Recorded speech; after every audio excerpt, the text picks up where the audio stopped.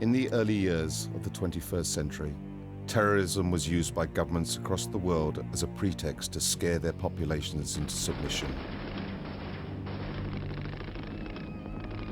Life became a surveillance grid nightmare, with every individual's actions ruthlessly catalogued and recorded by the state. Secret arrests, checkpoints, and warrantless searches spread. The final incremental march of the police state, culminating in open martial law. This is the story of how the elite sold their people into slavery and scared the once proud and brave people of the West into submitting to being cannon fodder in wars for world domination.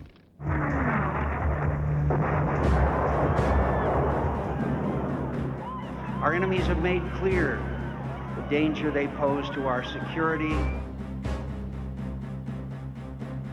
We're just right outside the security perimeter at this national security event in New York City, just a few hundred yards away from Madison Square Garden, where at least 10,000 police are stationed, supposedly providing security for the Republican National Convention and all the delegates and media that are going to be here. Sadly, we live in a world where for the foreseeable future, you're going to have to provide security all the time. Who do you work for? Well, you need to tell us. I mean, this is a free country. Officer, can you tell me this guy's badge number? Secret police just covers his badge up. Secret police in America. This is what's called ambush journalism, and I disrespect you for that as well. So thank you and goodbye. In the ritual? It's none of your damn business. We're also going to be talking to the protesters and finding out if the protesters are discussing real issues or if it's more of this phony left-right paradigm. On Monday, that Zogby poll was released that showed 50% of New York City residents believe the government had foreknowledge and made a conscious decision not to intervene. 50% of the people who live in New York believe that. Both candidates are cousins. They're skull and bones. They're bringing in big government and tyranny. The evidence is clear. The military-industrial complex was intimately involved in 9/11. Many of the nearly 2,000 protesters arrested over the past few days have been taken to an old bus depot on Manhattan's West Side. We should call this facility what it is, and it's a concentration camp. It's the Pier 57 concentration camp. Oh yeah, folks. We're in the middle of it now.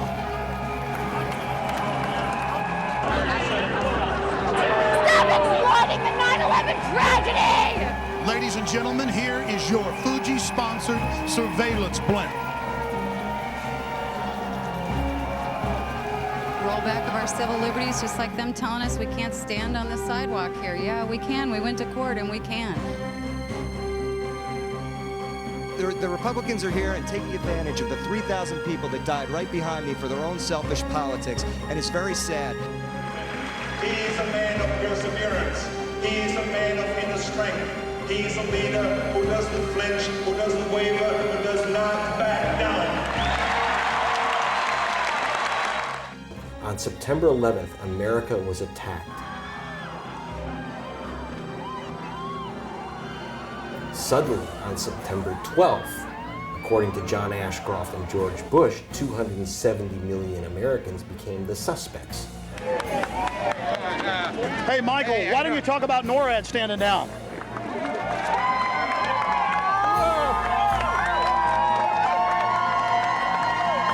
Why don't you talk about NORAD standing down, Michael?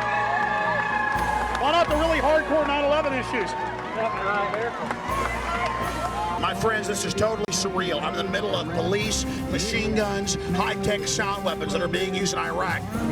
And the would-be dictator is on the radio. I'm in the middle of New York City. It's a hellhole of surveillance and police state. And the Bill of Rights being torched, being destroyed. If you're here at 11:35, they will arrest you.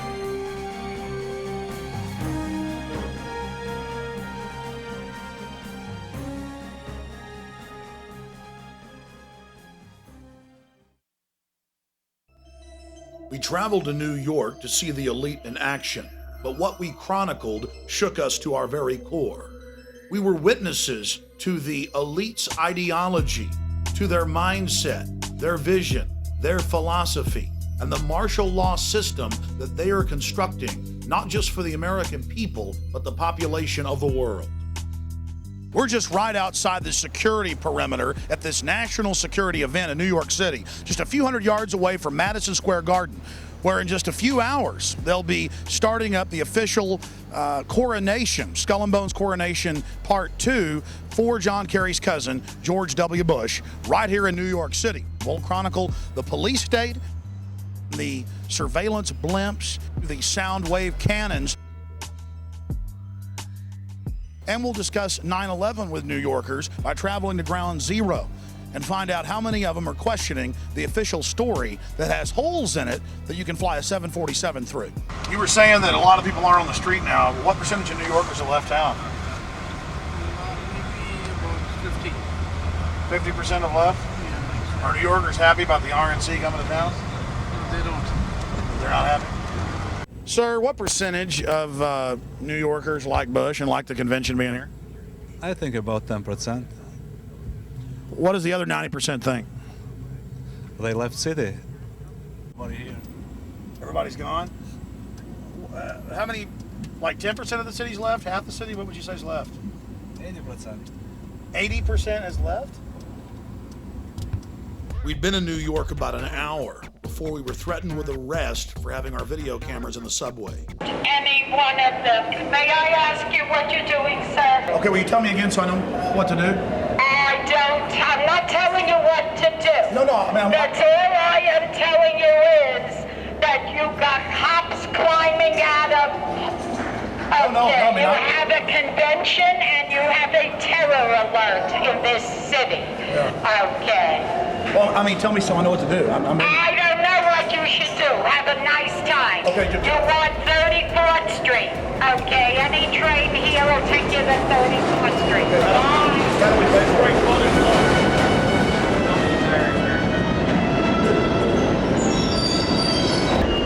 We were then threatened a second time with arrest for filming on the New York subway. And a woman who was separate from our group had her film camera taken, smashed, and the film destroyed. The footage you're about to see was shot clandestinely as the police took action against us. I gotta talk to her because she took a picture. I can't get arrested! I can't! Let's not shed a tear over this now. Why are we playing games? John, you're a witness to what just happened. What did we do? We took a picture of a homeless person, felt sorry for her, and gave her some money. And then we were promptly almost arrested by Port Authority police in a subway. The police had been arresting reporters across the city, and a judge had ordered them to stop, but that just seemed to encourage them. You know what? You see a credential. Take them out. How about we go to whoever gave those to you and get them revoked? I just asked you to do me a favor and not tape over here. It's my fault, sir. I'm his boss. No. Listen, first of all, I'm talking. I don't need you to interrupt me while I'm talking. Yes, all right? Okay. And I just got finished telling him that I don't want him taping over here. Nicely to go over to the island. Were you here when I said that? No, I was. So why are you interrupting me now? I said it's my fault. How is it your fault if you're not here? All right? How about we just leave? That would be a great idea. Okay. Why don't you leave? Okay. Did you get that? Oh, yeah. I've almost been arrested 3 times every day, anywhere in the city videotaping anything. It is an absolute nightmare. Hey, guys, get your cameras on. Okay, well, number one. Hey, we're allowed to be here. Folks, this is martial law. Sir, how many police were in New York? 40,000. That's a huge army. It is. I think we need more police. There's not enough police. Maybe we need 100 million police. How about 50 cops for every New Yorker? How's that sound? No, it's a little bit too outrageous.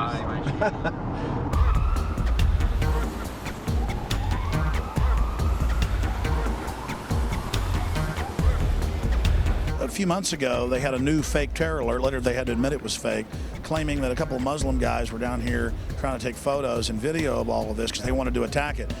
And they said it was a brand new threat. But it turned out that it was over 4 years old. And then when we got here to New York for the convention, they busted 2 guys who supposedly were going to go after the subway. And then in that case, too, it turned out that that was fake, that wasn't real. But all of these are used to scare the population into submission and as a pretext to up the police state and the despotism. Straight out of The Running Man, right here in New York, we have police state surveillance blimps that are sponsored by Fujifilm. This is only the beginning. In the future, every major city will have a high-altitude blimp tethered to a cable with ground-penetrating radar that looks right through your walls and gives the government a black and white image of the inside of your home. This entire war on terror is truly a pretext to launch a military-industrial complex takeover of the entire society. Everything is now going to shift into prisons and surveillance and security. We're going out of the free market economy into the fascist economy. The elite has used socialism to consolidate the people's wealth. Now that it's under their control, they're going to phase out all of the programs for the population, and it's all going to corporate welfare. This is the new America. Sound weapons, police in black ski masks with automatic machine guns, and yes, helicopters swarming around surveillance blimps right here in New York City. And only in the new corporate fascist America would we have a blimp for police state purposes that is sponsored by a major company. And we found out that Fuji gave free bikes to all the police, and guess why? They sold the U.S. government and a bunch of different city governments, or trying to sell other city governments, these high-tech imaging systems, these face scanning systems to recognize who we are. So our face becomes a national ID card, and Fuji is on the cutting edge of that. In the past, football teams had sponsors, or baseball teams. Then it was named stadiums after phone companies, Southwestern Bell, Nextel. Now we have the Fuji-sponsored NYPD blimp. Follow the blimp. The blimp just flew over. Yeah, follow that blimp. Don't lose it. They're using that blimp for surveillance. We always know where the protests are at. There it is, sir. Follow that blimp. No, Luis, but what do you know I can say about it? What do you guys think of the new security blimp? It's nice. I want to know how you get qualified to drive the blimp. It says Fuji and NYPD. Yes, it does. I want to go to blimp school because I want to fly the blimp. So is Fuji now with the police department, or are you guys renting it? I think we're renting it. You know. Renting the blimp? Yeah, believe it or not, right? I heard a story that the police, in some of their helmets, have cameras. That I never heard. I saw it on Fox. Yeah, that's kind of crazy. What about the big sound wave guns? Where are those? I haven't. That I know nothing about. Did you hear about those? No, I didn't. Did you hear about how they got the sound? I can't comment on anything like that. Well, it was in the newspaper. I can't comment. I'm not allowed to comment on anything like that. On the, what are they called? The frequencies? I don't know what they're called. But you can't comment on them? No. You're not. You can neither confirm nor deny.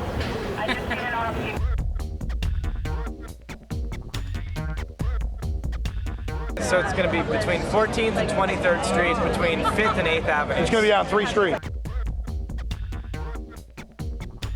We're trying to find out how many of these protesters actually know what they're talking about and know what real issues are. So we're going to now go down the road and get in front of the demonstration that's massing right now. Then it's going to march down towards Madison Square Garden. We'll be there covering it when they come marching in.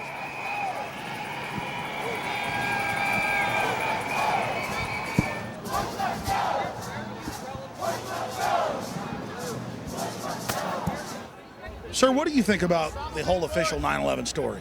Our government appears to be to have had a lot of cooperation with the forces that caused it to happen.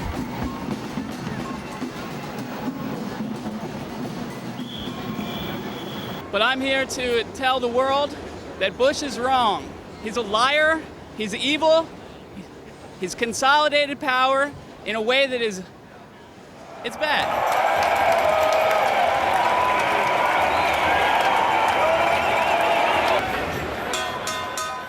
Now, as most of you know, we're not left-wing or right-wing. We're into freedom, the Bill of Rights, the Constitution. And whether it was Bill Clinton or George Bush, those freedoms are being destroyed. Under Bush, it's all accelerated.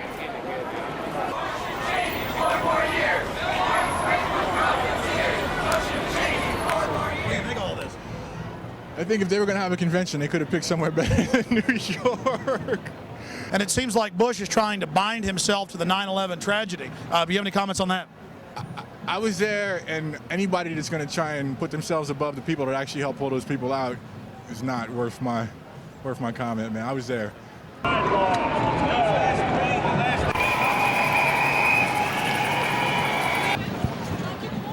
How's the convention going? Convention's going good, no problems. Everything's good. I heard some anarchists, though, were burning a dragon or a paper dragon.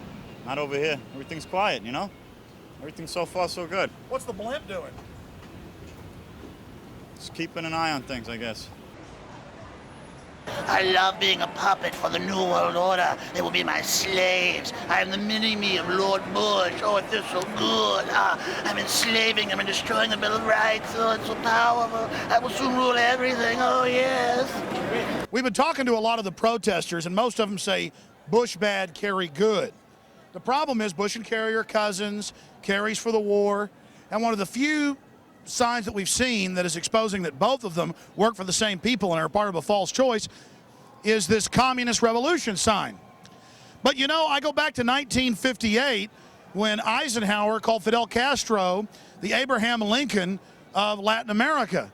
And so the problem is that it was actually the big central banks at the turn of the last century that created communism as a way to try to con the serfs back into serfdom. So again, another false choice is what we have here. Bush-Kerry equals more war. I agree. They're corporate fascists. It's all true. But then the corporate fascists have funded this as their counter-revolution control valve.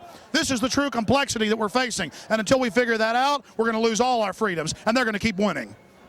How you doing, ma'am? Hey, I like the top part of your sign. I agree they're all controlled. Are you a communist? Go away. But it says communist revolution. I really don't want to talk. Stop bothering this lady. What are you worried about? What am I? I'm not. What did you say? I didn't hear you. How can you say that? How can I say what? Very nasty what you just said. Did you hear what he just said?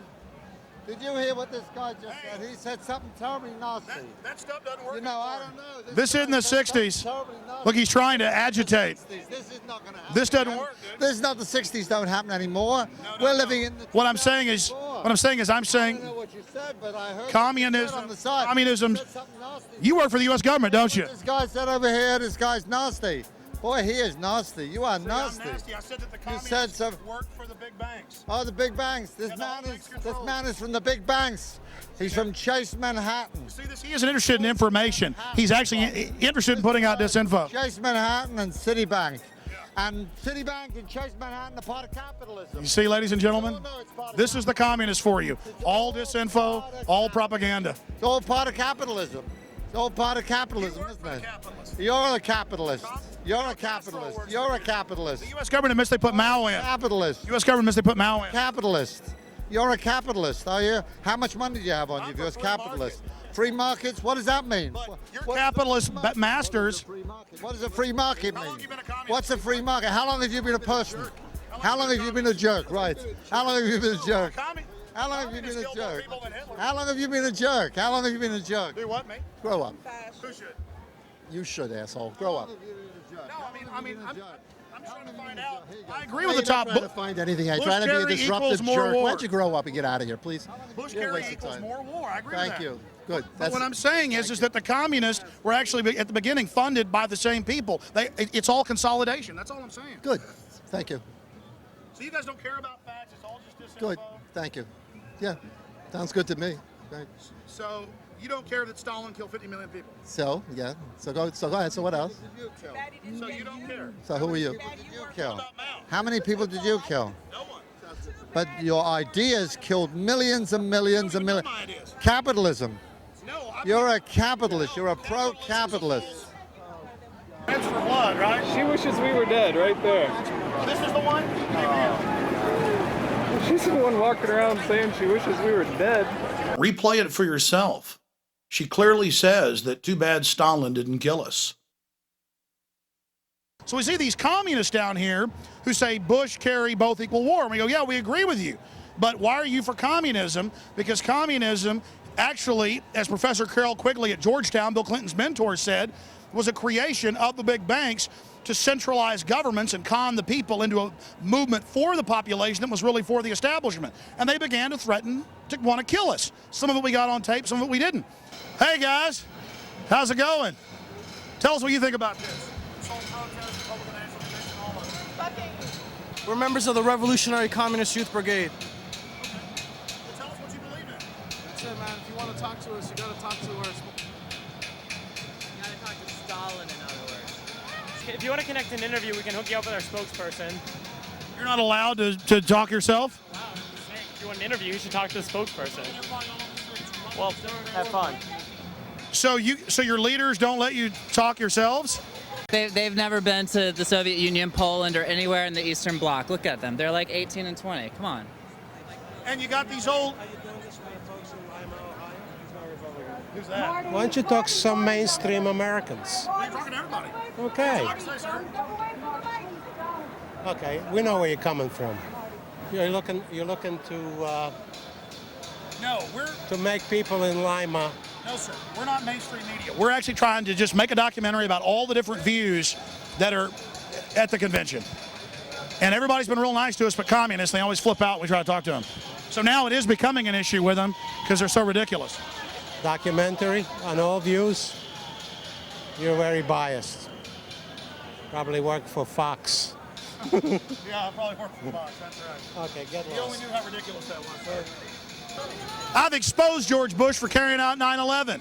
I've exposed Bill Clinton. They all work for the globalists.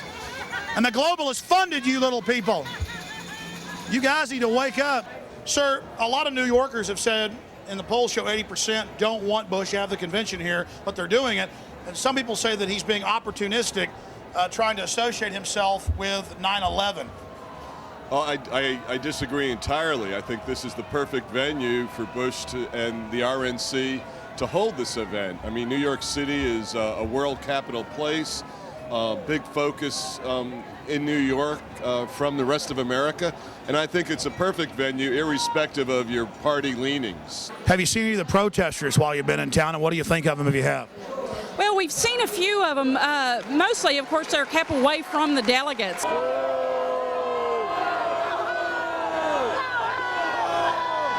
But to me, they're not New Yorkers. There's people that have come in and are trying to make New Yorkers look bad. They're a bunch of young kids. I'm wondering how many of those that are out there protesting, one, know what they're voting about, what they're protesting about, and two, are they going to even vote when it comes to the line? A lot of them are good people and have some legitimate issues, and I've seen people who aren't doing anything, whole streets just scooped up and arrested, and then they brought them out to the dock out there in an old condemned building with asbestos, it's admitted, and have 2,000 of them in there, no air conditioning, and cages inside a kind of a Guantanamo camp. Well, you know, I don't know of any of those issues and facts. If you're going to protest and you know there's a lot of security, this is just not the way to do it. Protest in another venue other than this. You know, I firmly believe in the right to protest, but this is just not a good place to do it. We've had too much problems in this city to bring more problems to this city. September 11th for a reason as a selling point. This nation was scared to death when those towers went down. The term for it is called waving the bloody shirt. I thought it was manipulative. Get people, appealing to people's emotions rather than their reason. I think they took advantage of a bad situation. So why are you out here? I'm from California and helping your documentary. We're here to protest the protesters. We're here to tell them they're just a bunch of leftist ingrates who are taking advantage of living in America. America is free because people have bled for this country, and we want a strong America, much like we want a strong police department, or we're going to have thugs ruling the streets. We want a strong police, which keeps it safe. We want a strong military, which keeps a good country. Yeah, the same Bible that the president is going to put his hand on that says no same-sex marriage. What are you doing hanging around a bunch of right-wing Christians? What are you guys doing hanging around us? This isn't Berkeley, pal. This isn't Berkeley, buddy. You can't spell Berkeley. How can they leave the borders wide open but then take our liberties? I'm all for closing the borders. Are you kidding? I'm from California. Our hospitals are costing us $80 for an aspirin because illegal aliens are going into our hospitals. I don't understand what the word is. Well, why hasn't Bush done something? Well, I would like to see him do a lot more with stopping those people from coming over our borders. I don't know what the word illegal and illegal alien means if we don't stop them. America is a great country. We annihilate our enemies. Would you please get that dog out of here? There are homosexuals here in New York. You're liable to think that's a gerbil on steroids. Let's be more sensitive. Where's PETA when you really need him? If those people are going to be in heaven back there, if those people are the ones who have armaments on their poster and everything, if they're going to be in heaven, I'm ready to go to hell. This New York is a good example, folks, of what you're going to get in your city, this complete control grid, this locked down city where everything is commercialized, whereas you did that bit on your show where they know what you're going to eat before you're going to eat it. You hear about those guys, thought criminals. They're going to blow up something. They have no weapons. Well, and this is the thing, Alex, a lot of these people down here, they want democracy, and it's amazing how they've been conditioned to ask for their own enslavement. It's all they know. They don't understand this is a republic. Look at all of this. I mean, you'd think these people were very informed. Explain the difference between a republic and democracy. Well, I mean, basically, the democracy is mob rule, and what these people don't understand is that if 51%, whether they're corporate, whether they're Bushites, whether they're Mexicans, decide their fate, then so be it. That's what they're asking for. We're in New York, ladies and gentlemen. Streets are jammed. My friend just called me, and he's right there with Michael Moore right now. I mean, I'm on 10 minutes. I want to say. Just tell me, and I'll put it in. Okay, cool. All right, cool. That's awesome. Thanks.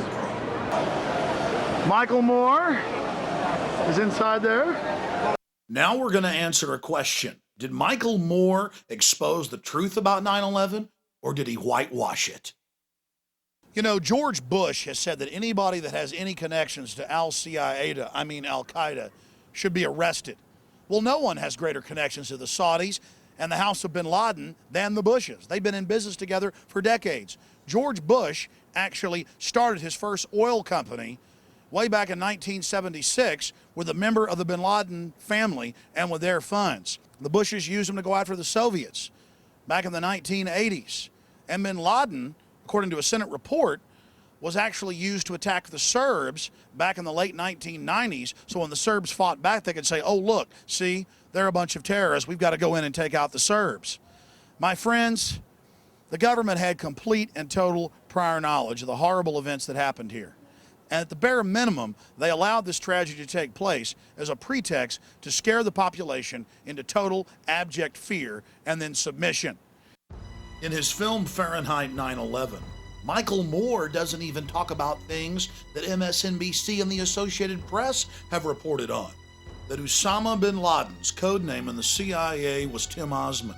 That he was a CIA asset trained in the 1970s and used against the Russians in the 1980s in Afghanistan. Then, of course, he helped against the Serbs in the late 1990s. Over and over again, Osama bin Laden has been used as a tool of the U.S. government and its interest. Anytime they need to create a crisis anywhere on the planet, bin Laden comes to their rescue as the fire starter they need to create the crisis so they can offer their solution. Or why didn't he talk about the huge 9/11 truth movement that sprung up right after 9/11, made up of hundreds of the victims' families of September 11th, alleging government involvement in the attacks? Why didn't the film talk about the official U.S. government plan to carry out terror attacks in America and blame it on foreign enemies? Operation Northwoods. It even called for hijacking jets by remote control and crashing them, bombing D.C., committing sniper attacks. No, Michael Moore didn't discuss this. Something ABC News and the Baltimore Sun were willing to do, Michael Moore wouldn't get near. Or did you know that it's admitted fact that public officials, federal, state, and local across the land were called by the White House in the days before 9/11 and told not to fly to New York on the day of September 11th? Mayor Willie Brown of San Francisco was called by the White House and told, don't fly to New York on the morning of September 11th. He was called September 10th. Why didn't Moore talk about this? John Ashcroft, the Attorney General, just a few weeks before September 11th, stopped flying commercial, citing a hijacker risk. Most shocking of all, the Joint Chiefs of Staff had a scheduled meeting in New York City on September 11th. But the day before, because of a, quote, warning, they canceled their trip to to New York City. They even told MSNBC this, but it's still somewhat of a public secret, and Michael Moore isn't talking about it. Author Salman Rushdie was warned by the FAA not to fly to New York on the morning of September 11th as well. It was reported by the Times of London. We have the San Francisco Chronicle, MSNBC, the Associated Press reporting all of this. But still, the average American has been kept in the dark because it's never made the nightly news, and it's certainly never been talked about by Michael Moore. And there was no mention of the fact that NORAD stood down for the first time in its 50-year history. To their credit, something that Michael Moore and the mainstream media did get right was that in the 3 days after September 11, 2001, over 160 members of Osama bin Laden's family were flown out of the country to Saudi Arabia. This at a time when all commercial and private air traffic was grounded by the Pentagon. But that wasn't the only airlift. Seymour Hersh first broke the story at the New Yorker magazine about the airlift of evil. It was then picked up by major publications, but, well, forgotten into the memory hole. At the end of the 3-week-long Afghan war in Afghanistan, 8,000 Taliban and al-Qaeda leaders were loaded on U.S. government C-130s and flown out to Pakistan to safety. It had been their job to stir up the phony crisis in Afghanistan and then give George W. the fake victory. You see, it was a staged war. And this is one of the other big smoking guns of 9/11 government involvement that we're all supposed to forget about. Oh, the government admits they flew him out to safety, but Fox News said it was an accident. Yes, 8,000 Taliban and al-Qaeda cream the leaders being flown out to safety. And top generals were told to release Taliban generals. They were told, let them go. And some of the generals got angry and went public. The FBI has gone public, as well as the CIA. They've even leaked the orders, like W199I, where George Bush ordered them to back off Osama bin Laden and his family. In fact, they even fired some agents that refused to follow their orders. There were red flags everywhere. Everyone knew that the attack was coming. That's why so many public officials didn't go to New York.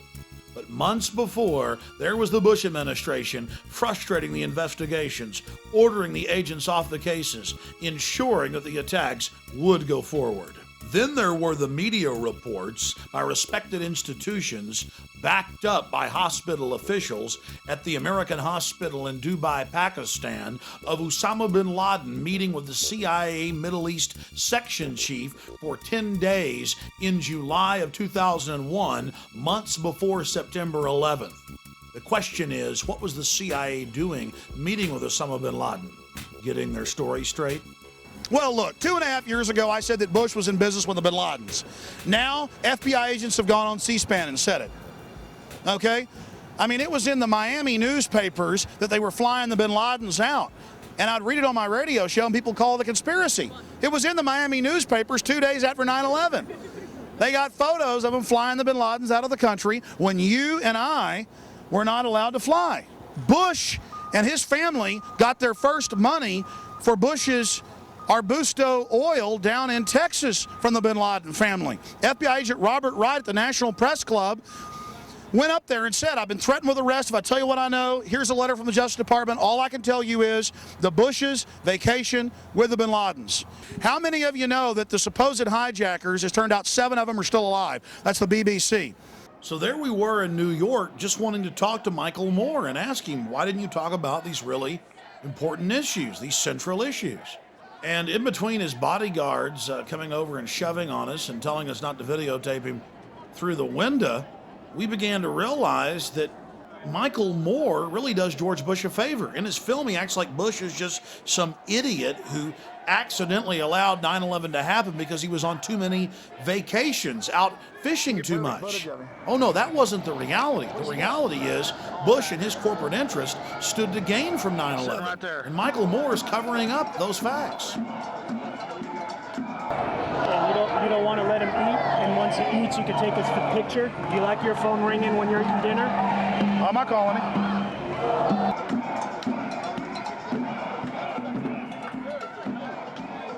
In reality, Mr. Moore had just completed his photo op for just a few minutes, marching at the head of the parade with other genuine establishment libs like Jesse Jackson.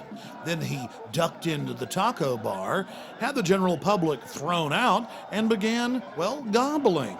And I wonder what he was thinking while he was eating. Man, are they gonna catch on to me as the hours went by? Are they going to find out that I'm really a fake and a corporate shill that flies around in a corporate jet? All those years I chased the corporate bigwigs around and was thrown out of office buildings and stood outside restaurants, and now I've become what I always said I hated. Or maybe I was always what I claimed I hated. Yes, Mr. Moore, we have nothing against you, but you made a film where you claim that you exposed George Bush. You gave him aid and comfort. You covered up the reality of premeditated involvement in 9/11 and played into that popular little folky image of Bush the idiot elf. Bush is a puppet for a hardcore global crime syndicate setting up a world government and turning America into a high-tech police state. But I guess that won't matter to people like you. You'll have a fake war to fight, while all the time you're truly covering up the real political paradigm. Big paper Norwegian business there. Did he already sneak out? He's not. Out that way? He's gone. How many bodyguards does Michael Moore have? I can check that.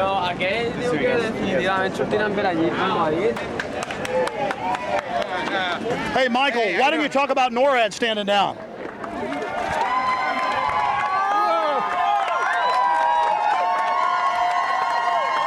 Why don't you talk about NORAD standing down, Michael? Why not the really hardcore 9/11 issues? Michael Moore and the controlled opposition like him may be afraid to even scratch the surface of 9/11, but we're not. We're going to go to the rock bottom of this horrible event and expose who truly perpetrated it, because the future of America and free humanity hangs in the balance.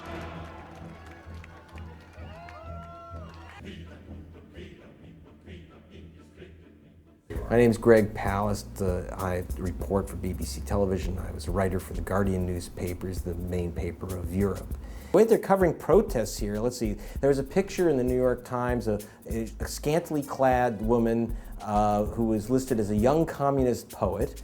Let's see, there was a AIDS protester, who looks scary and spooky and is about to infect the rest of America shown. But you don't have what we're literally hundreds of thousands of average people just saying, we're fed up and we dissent and we don't like what's going on. Why don't you listen to us? That's what people are saying.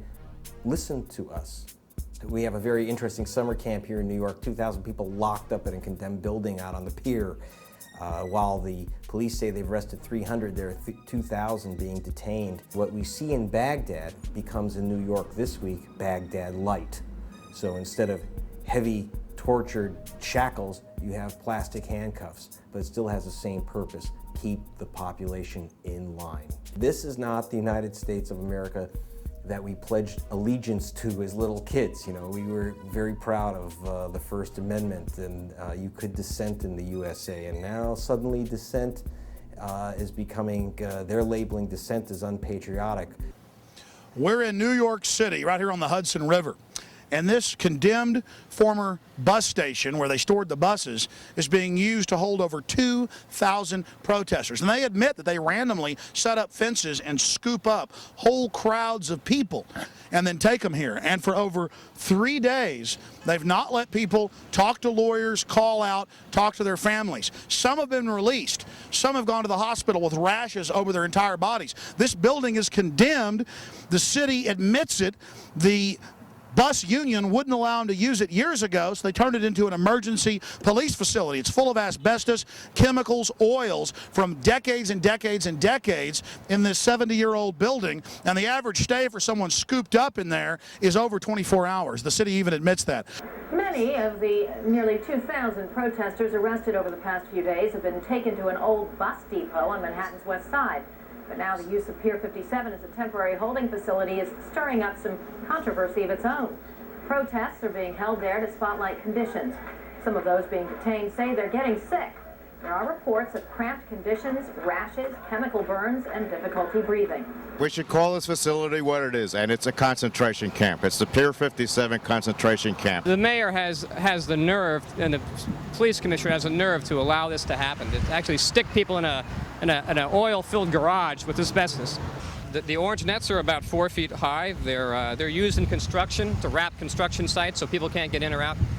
And the police just ring them around you and you can't escape. I've been promoting that idea that we're heading for a fascist dictatorship here.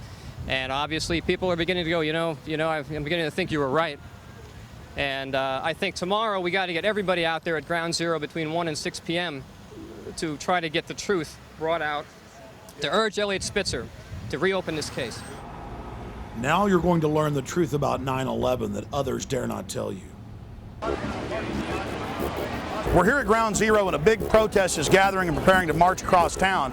And behind us you can see the militarized police are massing for a response if there's any type of problems that develop.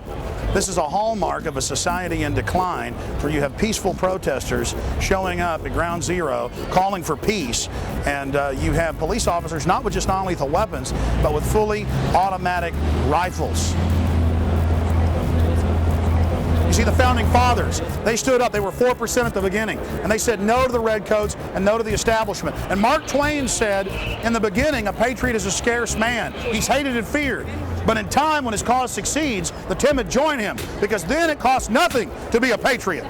And we're looking for patriots that know what the Bill of Rights and Constitution says, and that can see all of this and know that it's a fraud. Get that guy. He's trying to take pictures of me. He's got you already rolling. Hey, get him. Gonna make you a star. Better hold it up there all day. You with, buddy? Have a nice day. Huh? Have a nice day. What? No, seriously. I have a job to do. You're going to interfere with my job, then we're going to be in problems. Hey, really, sir, you shouldn't touch me. You need to identify yourself. You know in the state of New York that's assault, what you just did. And I'm asking you a question, sir. Why are you harassing? Who do you work for? You work for the city of New York just to document people? Huh? Excuse me. Well, you need to tell us. I mean, this is a free country. Alex? Excuse me. Excuse me. I mean, this is disgusting. Get some more of this guy. Well, there's your badge. Can we have your badge number, please? Nope. See my boss over there. Who's your boss? Any one of those people. Boss on. Do you think God is a conscious being? Sir, can you tell me this guy's badge number? Secret police just covers his badge up. Secret police in America. Out photographing people.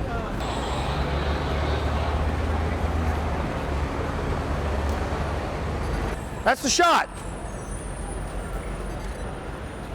That's the shot right there. Get it. There he is. Get it. Infowars.com. See yourselves. You're going to look good.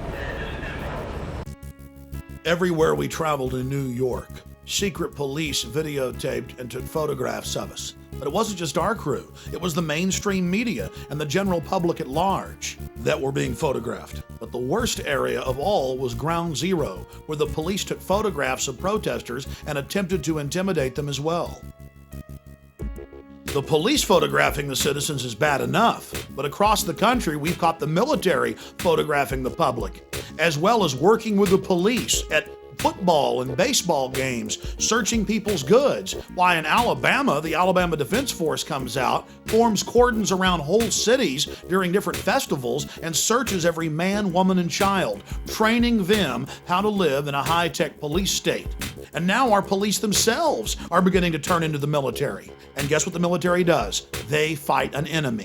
They are set up to kill people and break things.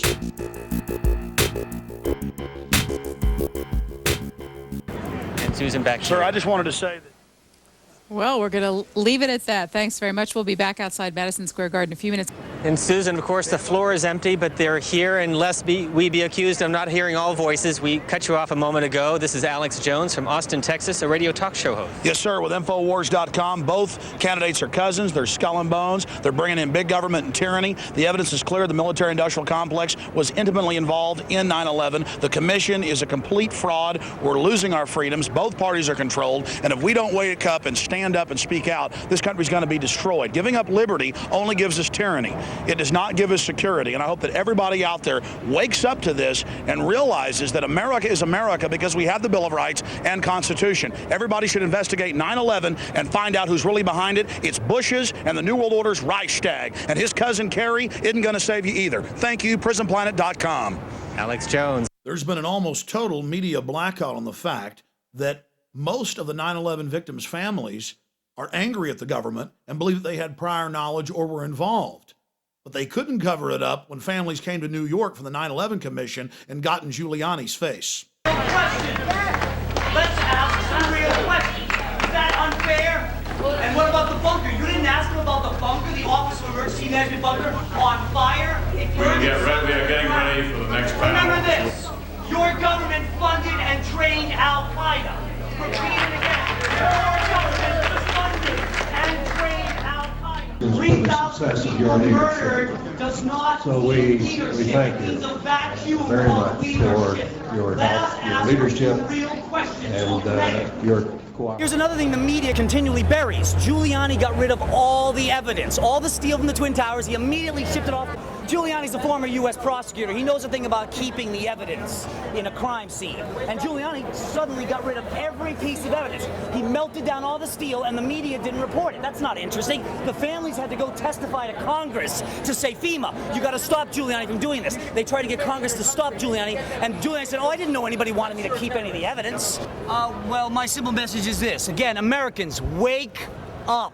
You know your media lies to you every day.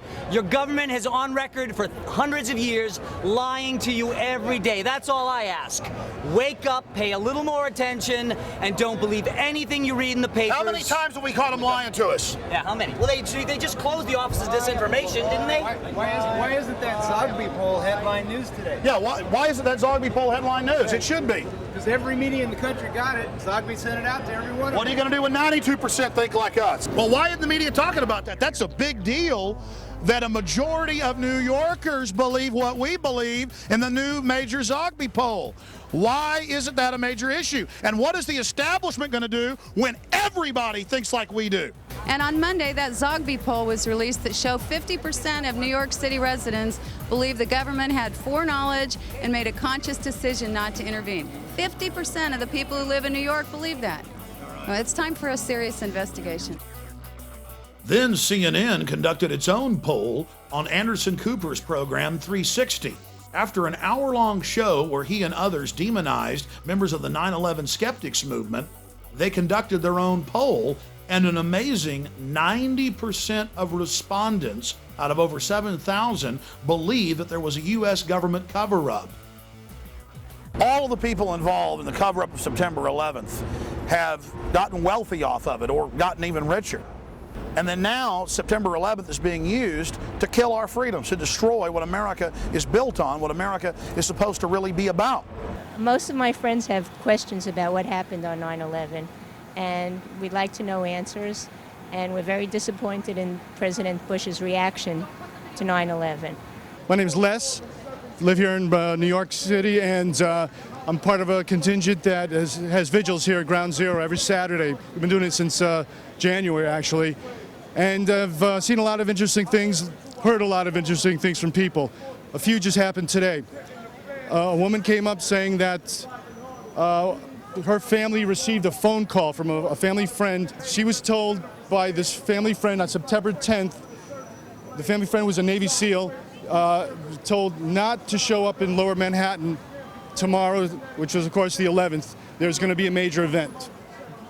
MSNBC investigated the hundreds of reports of individuals in the towers being told not to go to work that day or being told to get out early that morning. And they found out that, yes, it was not an urban legend. It was true. They found hundreds and hundreds and hundreds of witnesses. And then the Israeli instant messaging company, Otago, admitted publicly, told Haaretz, one of the biggest papers in Israel, that yes, they got a warning and instant messaged hundreds of their employees in the towers and told them to leave the building 4 hours before the planes slammed into it.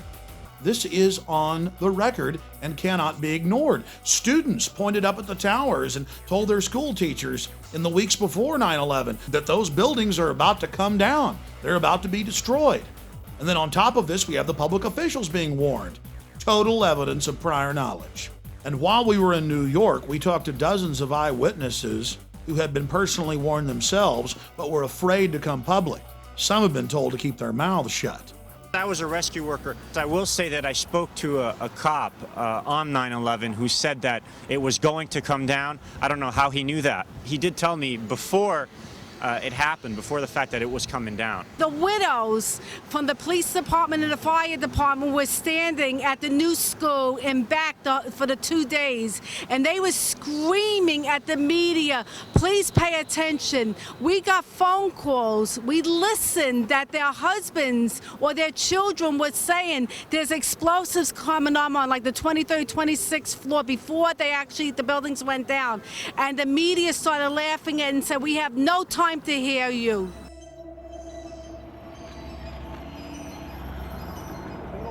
Larry Silverstein originally owned Building 7, and a few months before 9/11, he bought the entire complex, all 7 of the buildings, and then he took out a record insurance policy on them. Building 7 and what happened to it is so important because the official story is 2 jets flew into the buildings, we all agree on that, and that their jet fuel caused the steel to melt and caused them to collapse. But then we look at Building 7, which was the furthest away of any of these buildings from Tower 1 and 2, and it wasn't even damaged, but later that afternoon caught on fire. Now they've rebuilt Building 7. Here's Tower 1 and 2. Obviously, you all know those were hit by jet aircraft. And then we have Building 7, the furthest away from all the other buildings. Building 7 was 47 stories tall. Building 7 was not hit by an aircraft. Building 7 did not catch fire from these buildings. But later in the afternoon, mysteriously, it caught on fire. And then after 4:30 p.m., the firefighters told everybody to get back. They were, quote, going to pull the building, the demolition term for demolishing one. They told Associated Press reporters, get back, we're going to pull it. And this building that wasn't hit by a plane, that had no damage to it, collapsed symmetrically. Building 7 was a block away where my hand is. But the red flashing square is where Bankers Trust still stands today. It had Tower 1 fall onto it, but just had light damage. The owner, Larry Silverstein, of the entire complex, got on TV and said that they had blown up Building 7. He said they pulled it, demolition. Well, Silverstein owned them all. Oh, Silverstein owned all the buildings. Yeah. How many buildings are gone? All of them. How many is that? That's right. That plane wasn't, that building wasn't hit by a plane. 9 buildings are gone. Yeah. Thousands of people lost their lives. That building. Hundreds more. And there's an official U.S. government plan to carry out the attacks. He imploded that building on himself. He admitted it. He said it on television. He brought that building out. Yes. Larry Silverstein. So you understand? Larry Silverstein on America Rebuilding on PBS said that they blew up Building 7. They blew up 7. Even though. He saw it. Did you see it on PBS? Yeah, he pulled it. He said on PBS, he said, we pulled the building. PBS. Oh, yeah, he pulled the building. Pelted by debris when the North Tower collapsed. 7 burned until late afternoon, allowing occupants to evacuate to safety. I remember getting a call from the fire department commander telling me that they were not sure they were going to be able to contain the fire. And I said, you know, we've had such terrible loss of life. Maybe the smartest thing to do is pull it. And they made that decision to pull, and then we watched the building collapse.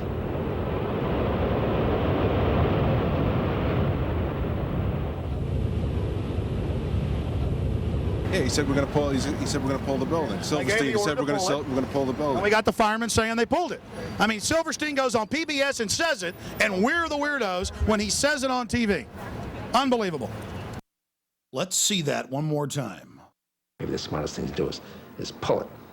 And they made that decision to pull, and then we watched the building collapse. It takes demolition experts weeks to prepare for the destruction of a building. How do they do it on 9/11 in just a few hours? In the tragic days after 9/11, many prominent engineers across the world went public and said there's no way that fire destroyed any of those buildings. It's never happened to a modern building. Buildings have burned for 6-7 days before, and it hasn't happened.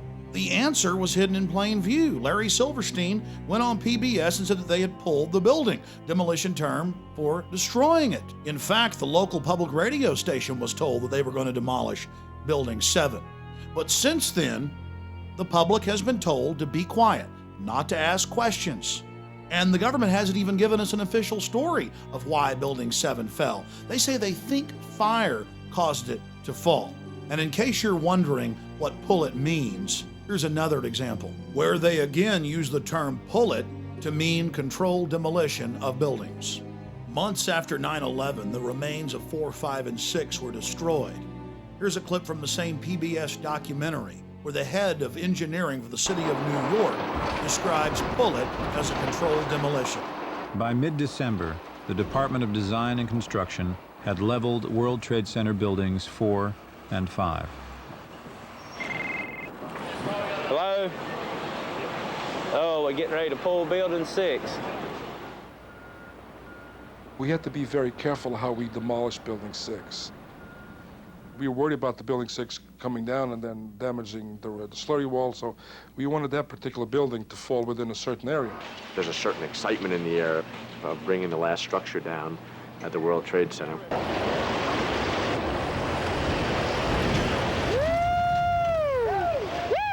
Seconds after 7 collapsed, this is what Dan Rather had to say about it. Large building, in most other cities, would be one of the largest buildings in town, probably. Trade Center Building 7 has collapsed. Now, here we're going to show you a videotape of the collapse itself. Describe that. Now we go to videotape, the collapse of this building.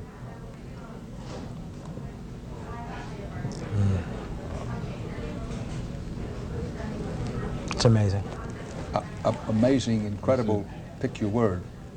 For the third time today, it's reminiscent of those pictures we've all seen too much on television before, when a building was deliberately destroyed by well-placed dynamite to knock it down. Just in case you missed it, here it is again. Deliberately destroyed by well-placed dynamite to knock it down. Deliberately destroyed by well-placed dynamite to knock it down. This is a photo taken 1 second into Building 7's collapse. Notice the crimp. If we look at other controlled demolitions, we see that they first blow one of the central columns so the building falls in on itself. If you don't do this, the building falls outward and has a wider collapse radius and can damage surrounding structures. This was not the case with Building 7. Building 7 had a classic crimp or wedge. Its central column was blown out first, so it didn't structurally damage buildings just a few feet away from it. Building 7, while I was listening to live feed from our local public radio station later in the afternoon, they talked about Building 7. Building 7 was fine. There was no airplane that hit it. And then they even began to ruminate on the air about demolishing the building. I said, well, I don't know. I mean, you can put out fires. You know, why would you talk about demolishing a building that, you know, it wasn't hit by anything? You know, the fires weren't bad or anything like that. What was in Building 7? Well, the Department of Defense, the Central Intelligence Agency, FEMA, U.S. Secret Service, Securities and Exchange Commission, and the city's main command bunker, overseeing the entire operation. That's what was in Building 7, a structure that was over-engineered, that could stand thousands and thousands and thousands of degrees of temperature for days if need be. But it collapsed in just a few seconds. Here we are, smack dab, right in the middle of Silverstein Properties. In the next few minutes, we're going to talk about Mr. Silverstein and go over the history of the World Trade Center complex and some very serious questions that need to be answered. You know, it's interesting to note that Larry Silverstein bought this building many, many years ago. This was the only building he bought in the complex. But 2 months before 9/11, he bought the entire complex, all 7 buildings, and took out a record insurance policy on them for over $3 billion, which he's now been paid. In fact, he tried to get even more. He wanted $7 billion on an original $200 million investment that they made on the entire complex when he leased the whole structure. Mr. Silverstein did quite nicely in his investment. Also, Mr. Silverstein, quote, with a shadowy group of investors, according to the Chicago Tribune, just bought the Sears Tower, one of the next big targets the government's been saying. We hope and pray that nothing ever bad happens, and that's why we're here exposing who may have motives in not stopping further events. The command center for Rudolph Giuliani was in this building. Rudolph Giuliani had his command bunker in this structure, and so did the CIA. It wasn't just the city of New York. The CIA, the FBI were all based in this building. And Rudolph Giuliani told ABC News that he got a call that morning about 8 hours before this collapse, before a fire even started, and was told, get out of Building 7. And he left to a FEMA command base that had already been set up the night before, which he's now admitted in congressional testimony, right down the street by the harbor. A lot of interesting timing. And since 9/11, Giuliani's gone into the terror fighting business, and he's made hundreds of millions of dollars with Giuliani and Associates. Interesting. And then, of course, we have George Bush's youngest brother, Marvin Bush, running security on the complex. And, of course, his contract, by the way, ended on the morning of 9/11. So that's another interesting facet to all of this. None of it adds up. But guess who ran security on these buildings? Marvin Bush, brother of the president, son of the former president, or the former CIA director. Marvin Bush ran security for this whole complex. And guess when his 2-year contract ended? This is the Associated Press on September 11th. And where did the media pick up on this story? From Barbara Bush's own memoir, Reflections. She wrote about it in the book. Then you have the firefighters telling Associated Press reporters to get back, to get away from the building, that Building 7 was about to come down. And then it magically did come down. And then the University of New York and the U.S. Geological Survey, federal and state, both seismographs picked up explosions going off, the classical pattern of a controlled demolition. He said that they made the decision on the afternoon of 9/11 to go ahead and pull or demolish Building 7, and that they gave the order and watch the building go down. Building 7 is further away from the towers and was not hit by planes. It's further away from the towers than buildings right across the street like the Millennium Hilton and others. So if your building's owned by Larry Silverstein, it collapses because he's got a big fat insurance policy. But if your building's closer and owned by somebody else, it doesn't get damaged at all. Why is the story of Building 7 so important? Why have we spent so much time on it? Because the official story is that the 2 planes that hit Tower 1 and 2, the big 110-story buildings, caused them to collapse, even though a modern steel building had never collapsed from fire. But then we have Building 7 that was further away than any of the buildings in the complex, that later in the afternoon got a few small fires in it and collapsed. Now they have almost rebuilt Building 7 on the exact same spot. And look, buildings right next to it, even though it collapsed on fire, didn't even get that much damage.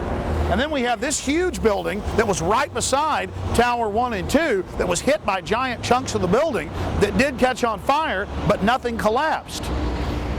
The difference between that building and the new Building 7 is that Larry Silverstein doesn't own that building. Larry Silverstein doesn't own the Millennium Hilton that was closer than Building 7. But every building he owned either caught on fire or mysteriously collapsed. There has been over 100 uncontrolled fires in skyscrapers in the last 50 years, and never has one collapsed or come close to collapsing from fire. Only earthquakes and demolitions have brought these modern structures down.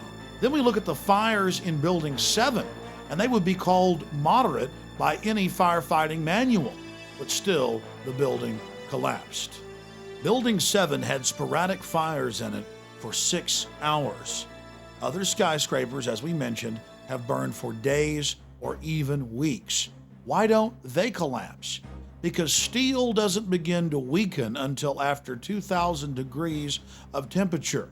Around 2,500 it becomes red hot, and at around 3,000 degrees starts to melt. Another example of this was the Windsor building in Madrid, Spain in mid-February of 2005.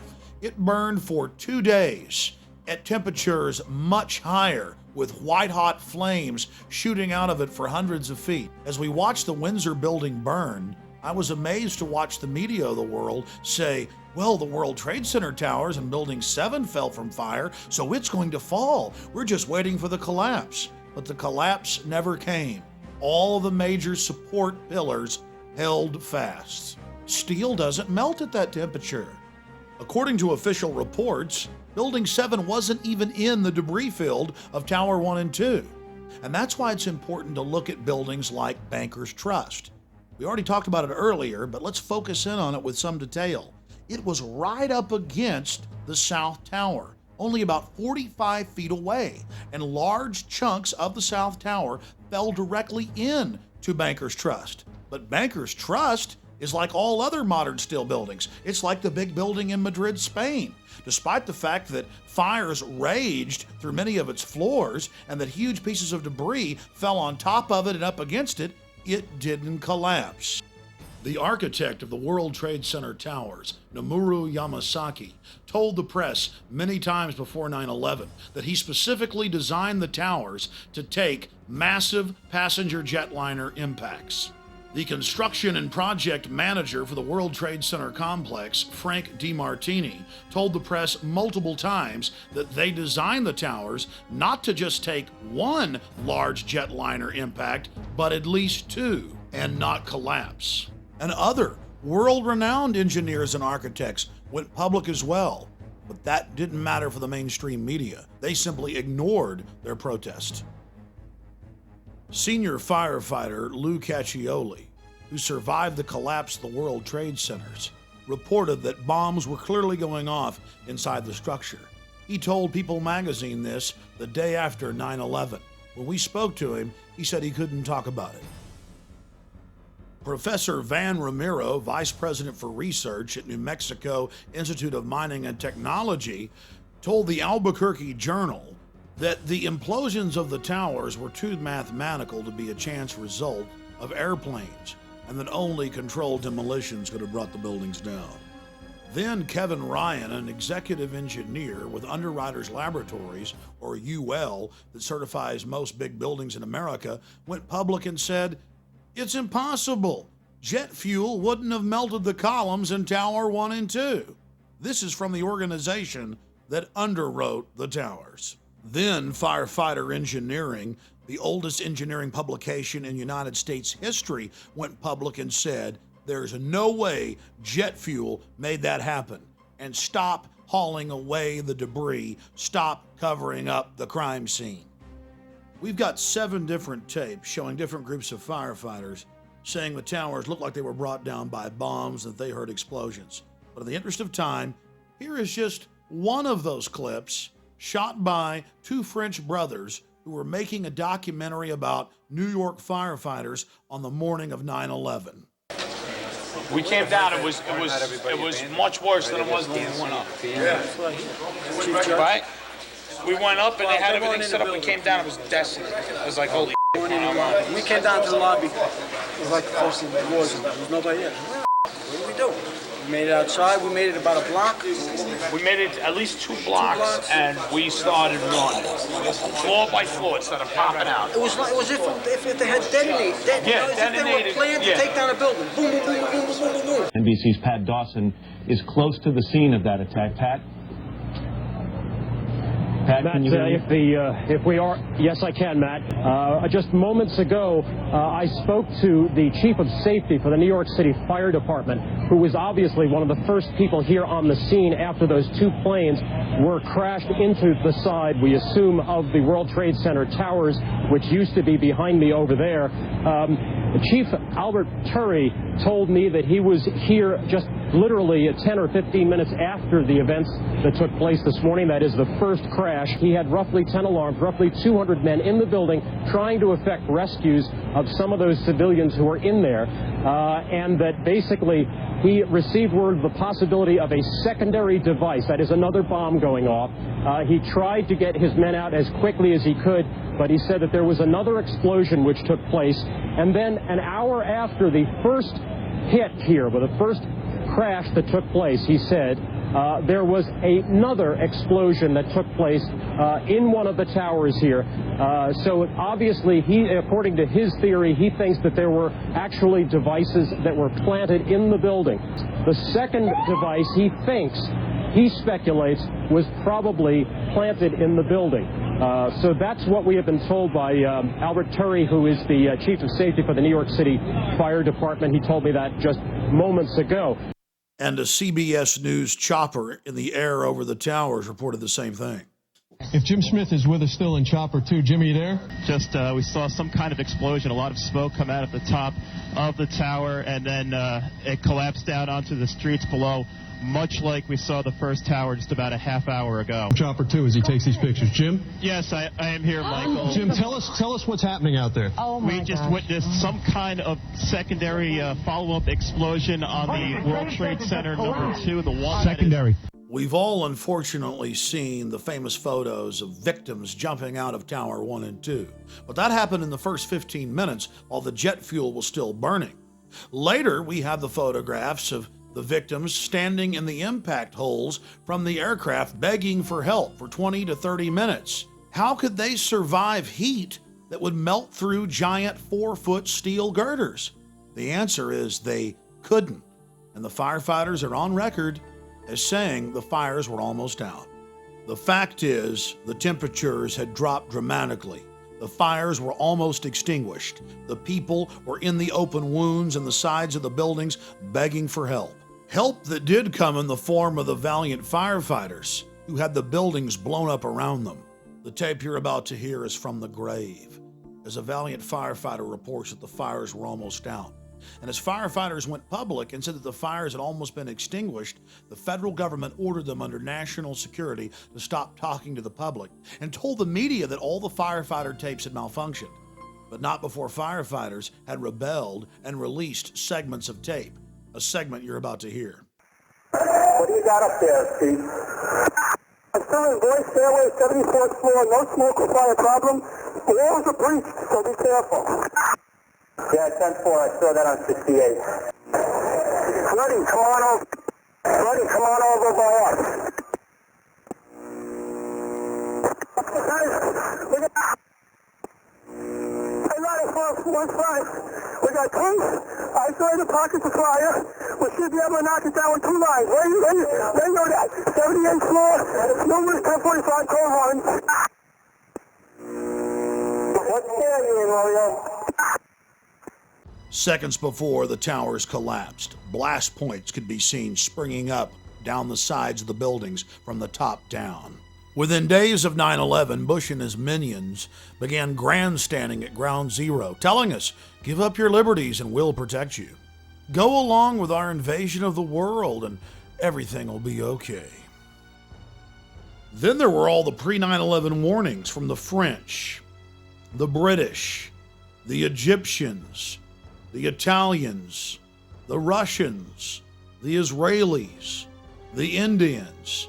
The list goes on and on, but Condoleezza Rice and George Bush told us they'd never heard of such a plan of al-CIA to fly hijacked jets into the World Trade Center and Pentagon. It didn't matter if CNN had reported on it back in 1995. Even the Taliban, 2 months before 9/11, said, "Stop Osama, he's about to attack you." What they didn't know is he was working for Mr. Bush. I want to add that, the president knew about a month in advance before we were attacked here in New York. He got the memo. Yeah, he didn't do anything about it. And we all know that. Now he's here in New York in the convention, and he's going to be applauded by, thousands and thousands of people. This is ridiculous. Howard Dean recently seemed to muse aloud whether you had advanced knowledge of 9/11. Do you agree or disagree with the RNC that this kind of rhetoric borders on political hate speech? Yeah. Look, there's time for politics. And, it's time for politics. And, it's an absurd insinuation. In that case, sir, can I follow up on something unrelated? Let's talk about motives. The Project for New American Century, founded back in 1996 by 25 neocons, Dick Cheney, Jeb Bush, Paul Wolfowitz, all of these people said on their own website, in publications, we need, quote, helpful Pearl Harbor events. I don't think Pearl Harbor was helpful, but we need a terrorist attack on the order of Pearl Harbor to get the American people behind a war. The globalists took a baseball bat, and we're a beehive. America's a beehive, you know, the sleeping giant. And they took that baseball bat, and they went, ooh, terrorists got you, bam! Hey, bees, the terrorist over there, go get our oil for us. And we all came out of the hive. And now we've kind of settled back down, so they keep waving the bat going, well, I don't want to hurt our bees too bad, but we may have to whack them again to get them behind what we're doing. All right, terrorists going to get you. Terrorists going to get you. Give up your rights to us. How many of you know that NORAD stood down for over an hour and 25 minutes, but if your Cessna gets off course for 5 minutes, they're going to launch F-16s on you? Remember Payne Stewart, the golfer? 15 minutes after his jet got off track, they had F-16s all around him. But on 9/11, in the most controlled airspace in the world, they could do nothing about 4 jets. But it gets worse. Guess why NORAD stood down? The average people in the military are good folks. They were told it was a drill, because the Associated Press reported, and the CIA's own website admits, that on the morning of 9/11, the CIA was running a drill of flying hijacked jets into the World Trade Center and Pentagon. It was just a coincidence. At 8:30 in the morning, there was a drill of the exact same thing happening, and so NORAD stood down. Anybody know what problem, reaction, solution is? Create a crisis to scare the people into submission. They're begging for help, and then you take their rights. Does anybody know what Hitler did? Right after he got elected, he firebombed his own Reichstag building. And then he said the communists did it. And they had a mass wave of arrest and took people's rights and set up Reich security, or Homeland Security. The North American Aerospace Defense Command is charged with defending North America's airspace. On the morning of September 11th, 2001, Vice President Dick Cheney was in control of NORAD. This was the first time in U.S. history that a president or vice president was in direct control of the military agency. NORAD was founded in 1957, and generals always had the power to shoot down or intercept hijacked aircraft. But on June 1st, 2001, just 3 months before 9/11, Dick Cheney ordered Donald Rumsfeld to allow him to take control of NORAD itself and the shoot-down procedure, and remove that power from the generals so they could do nothing. Here is a copy of the memorandum from Rumsfeld to the Joint Chiefs, telling them they no longer have any authority. An Associated Press article in August of 2002 reported that the CIA just so happened to be running a drill on the morning of 9/11 of flying jets in the World Trade Center and Pentagon. Then senior FAA officials ordered air traffic controllers to shred the tapes from 9/11 in violation of federal law. AP learned of the drills because at a Homeland Security function after 9/11, they bragged about it. Oh, we had foresight. We were running drills that very morning. Then USA Today reported that drills held weeks before 9/11 included targets that were the Pentagon and World Trade Center. Don't just look at me. Take the damn paper, read it, get informed. We were undefended on 9/11. They're still in power. They're sitting there eating filet mignon. People are losing their jobs every day. We've got a bullshit war in Iraq. Who took responsibility for 9/11? Well, shouldn't we reward them for doing a bad job? I mean, that... Yeah, we should reward them. Bushes, we should thank him for the job he did. The way you reward traitors is how we should reward. But he says he's done a great job, and what he says, I know what he did. Dick Cheney ran and hid in a hole in Nebraska. I get fired if I make a typo in a letter, okay? I get fired for that. Instead, we've still got Rumsfeld, we've got Condoleezza Rice, we've got Dick Cheney, we've got all the same criminals. They're criminals because they allowed this to happen. 4 planes in 2 hours. How can that be? Only 14 planes guarding the entire East Coast. I say bullshit. Complete bullshit. We know this is the greatest country on earth. We have the biggest military on the planet. How can it be 4 planes in 2 hours? Do the math. One of the biggest holes in their argument is the fact that they never heard of a plan to fly hijacked jets into landmarks on the East Coast. We're going to take a closer look tonight at another example of where, despite the conventional wisdom, there were people in the United States who actually were preparing to defend against the kind of attacks which occurred here on 9/11. The North American Aerospace Defense Command, NORAD for short, has been defending the skies over the U.S. and Canada for almost 50 years, 46 to be precise. USA Today reports that in the 2 years before the attacks on September the 11th, NORAD conducted exercises using hijacked airliners as weapons. And one target was the World Trade Center. We knew he hated us. But there was nobody in our government, at least, and I don't think the prior government, that could envision flying airplanes into buildings on such a massive scale. But that turns out not to be true. U.S. military planners did envision and practice those very scenarios. As reported by USA Today, the North American Aerospace Defense Command, NORAD, conducted exercises with fighter jets, simulating hijacked planes flown into the World Trade Center in the 2 years before the attacks. And so then I saw Condoleezza Rice get up on TV and say, we had never thought, we had never heard. Why, that's a ridiculous conspiracy theory to say that. Pentagon planners also envisioned the attack on the Pentagon 5 months before it happened. The Pentagon had a drill in November of 2000 simulating a hijacked jet being flown to the Pentagon. So between all the drills before 9/11 and the drill on the morning of 9/11, air traffic controllers thought that it was a simulation. Hijacked aircraft headed towards New York. Is this real world or exercise? No, this is not an exercise, man. Test. And now respected rescue workers who worked the World Trade Center site say that they found 3 of the 4 data recorders and were ordered to load them on FBI vehicles and keep their mouths shut. Why would the feds want to cover up what was on those recorders? Thousands of years ago, when a crime was committed in Rome, the judges would ask one question, qui bono, or who stands to gain, who profits? And when we look at 9/11, the answer is clear. Let's look at what the Bush family was doing in the days before 9/11 and on 9/11, and it's quite revealing. Marvin Bush was in New York City running security for the World Trade Center complex. Former President Bush was in D.C. at the Ritz-Carlton for a Carlyle Group function, sitting at the head table with the head of the bin Laden family. 2 days before 9/11, Governor of Florida, Jeb Bush, declared unprecedented martial law in Florida. He didn't make the announcement until September 11th. Then we have the CIA-controlled head of Pakistani intelligence, General Ahmad Ahmed, arriving in Washington, D.C. on September 13th, just days after he wired, the New York Times admits, $100,000 to the supposed lead hijacker, Mohammed Atta.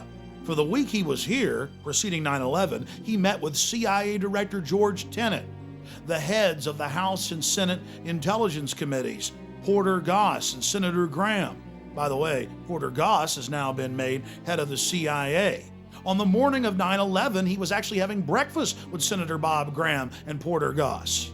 What is the money man behind Mohammed Atta doing meeting with all the intelligence heads? In the days after 9/11, the public was told that we were going to be able to catch whoever was behind September 11th because they had engaged in record put options against American and United Airlines. But when the money trail led back to CIA-controlled companies headed up by people like Buzzy Krongard, number 3 at the CIA, the story was dropped like a hot potato.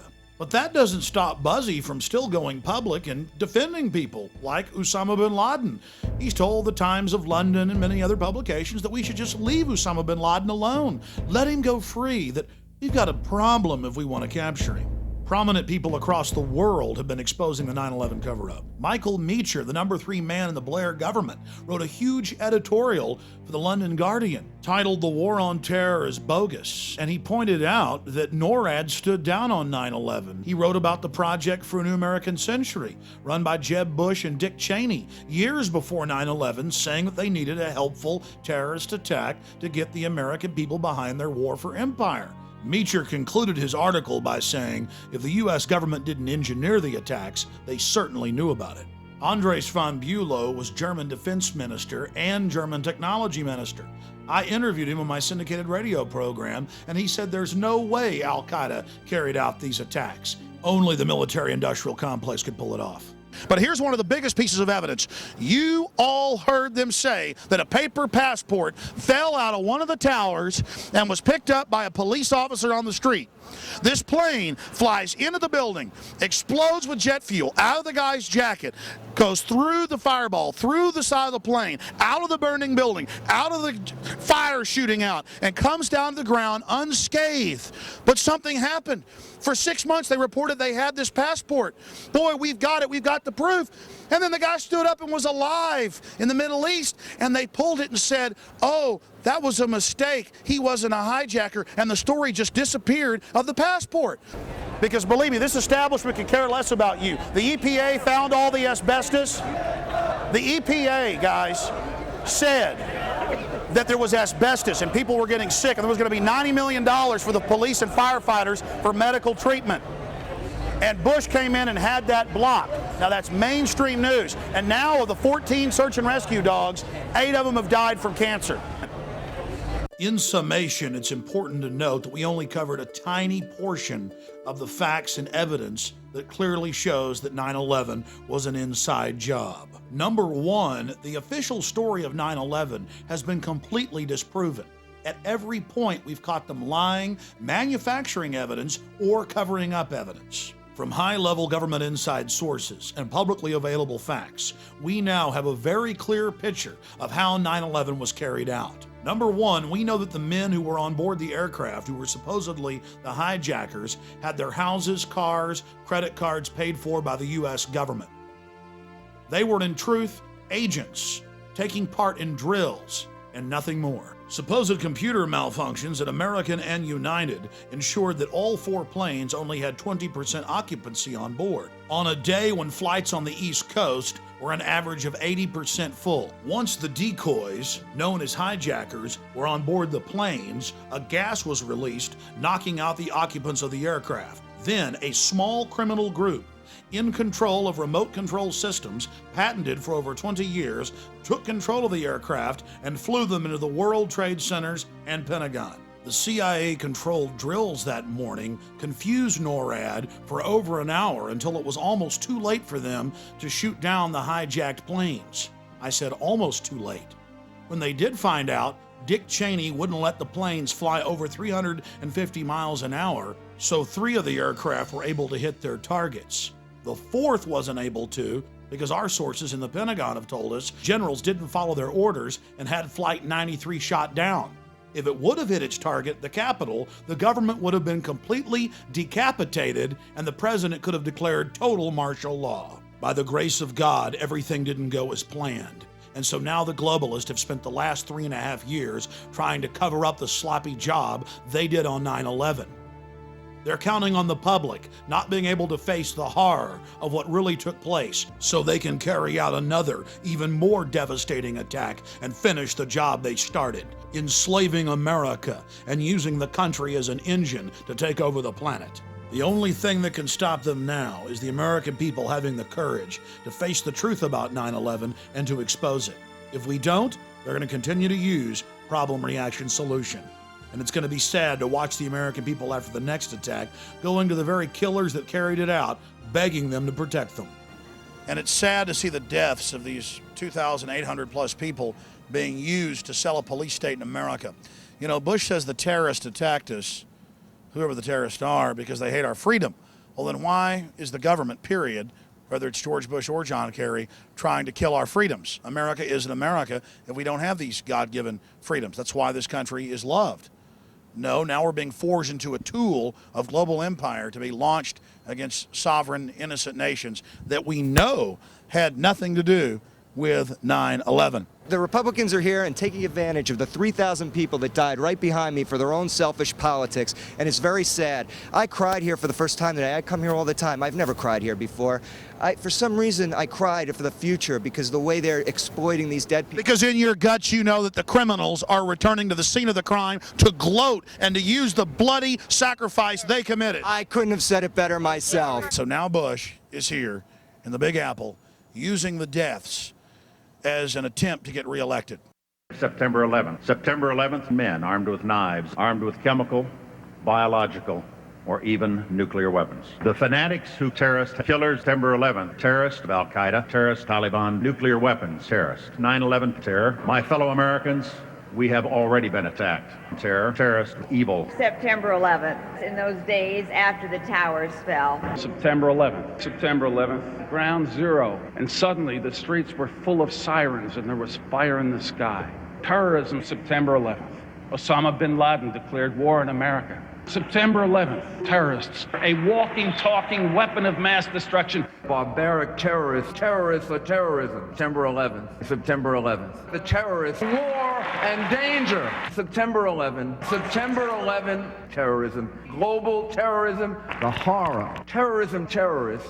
Terrorists, terrorists, terrorists, terrorists, the terrorists. Terrorists, terrorist, terrorism. September 11th, global terrorism, terrorism. Terrorism. September 11th, world terrorism, terrorism. Terrorism, terrorism, terrorism, terrorist. September 11th, threat of global terrorism, terrorism, terrorist, global terrorism, terrorism, terrorism. September 11, 2001, global terrorism. Terrorists, global terrorism, terrorism, terrorist, September 11th, terror. Terrorism, the attack on our homeland, back from the attack on our economy, and back from the attack on our way of life. Terrorism, terrorists, hate. We must be fierce and relentless and terminate terrorism. Terrorists, you defeat them. It yearns to destroy not just the individual, but the entire international order. That's why America is safer with George W. Bush as president. September 11th, terrorism. September 11th, terrorism, terrorists. September 11th, terror, terrorist.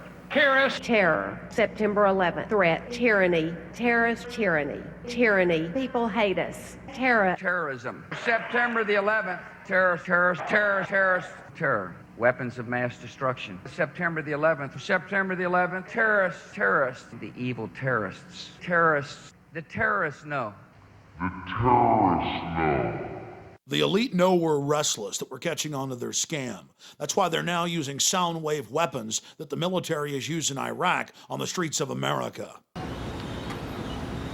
There's your LRAD, ladies and gentlemen, used against the Iraqis, used against the Palestinians, and now used against us in America. We're getting reports that about this garden, they're already using them.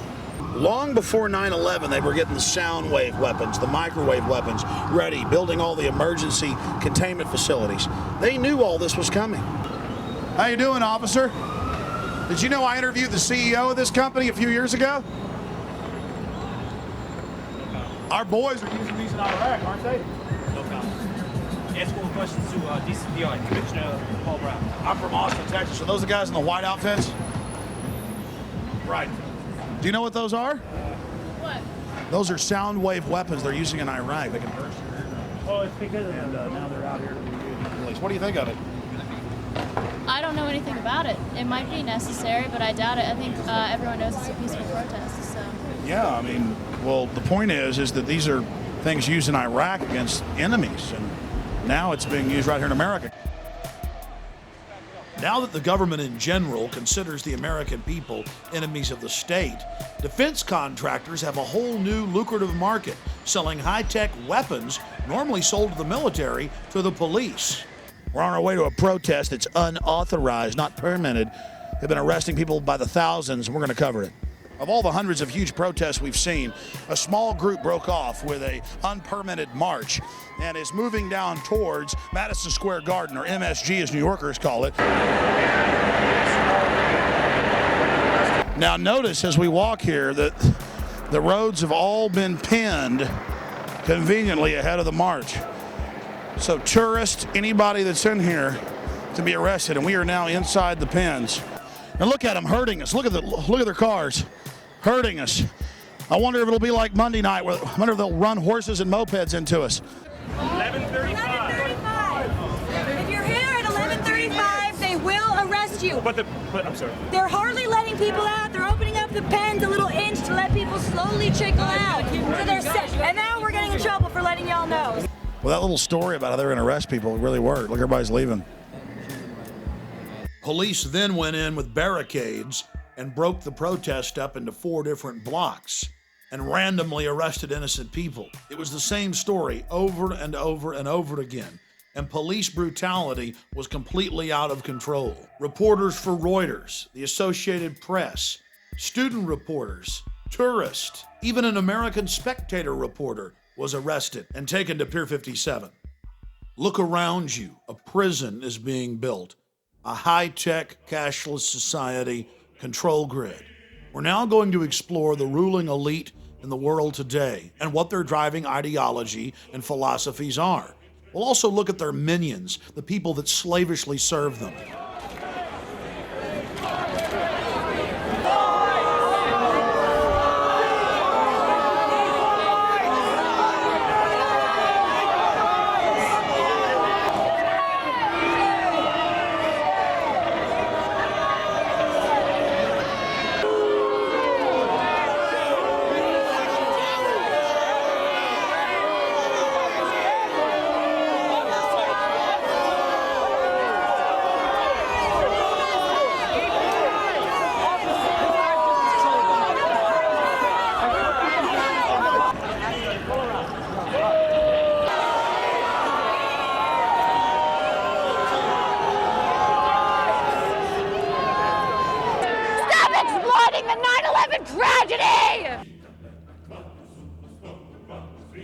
Well, here we are all the way from Austin, Texas, covering the Republican National Convention. What we're seeing here is Skull and Bones coronation #2. Well, down here you can see the CNN staff, Bush Light. They love the president, put out all the propaganda. They also worship Kerry. So does Fox News when it comes to worshiping Bush. So here's the so-called mainstream media you can trust, which is nothing more than basically a CIA front to propagandize and manipulate the people. But it's all in a slick packaging with a great, impressive background, and that's what people respond to. You know what?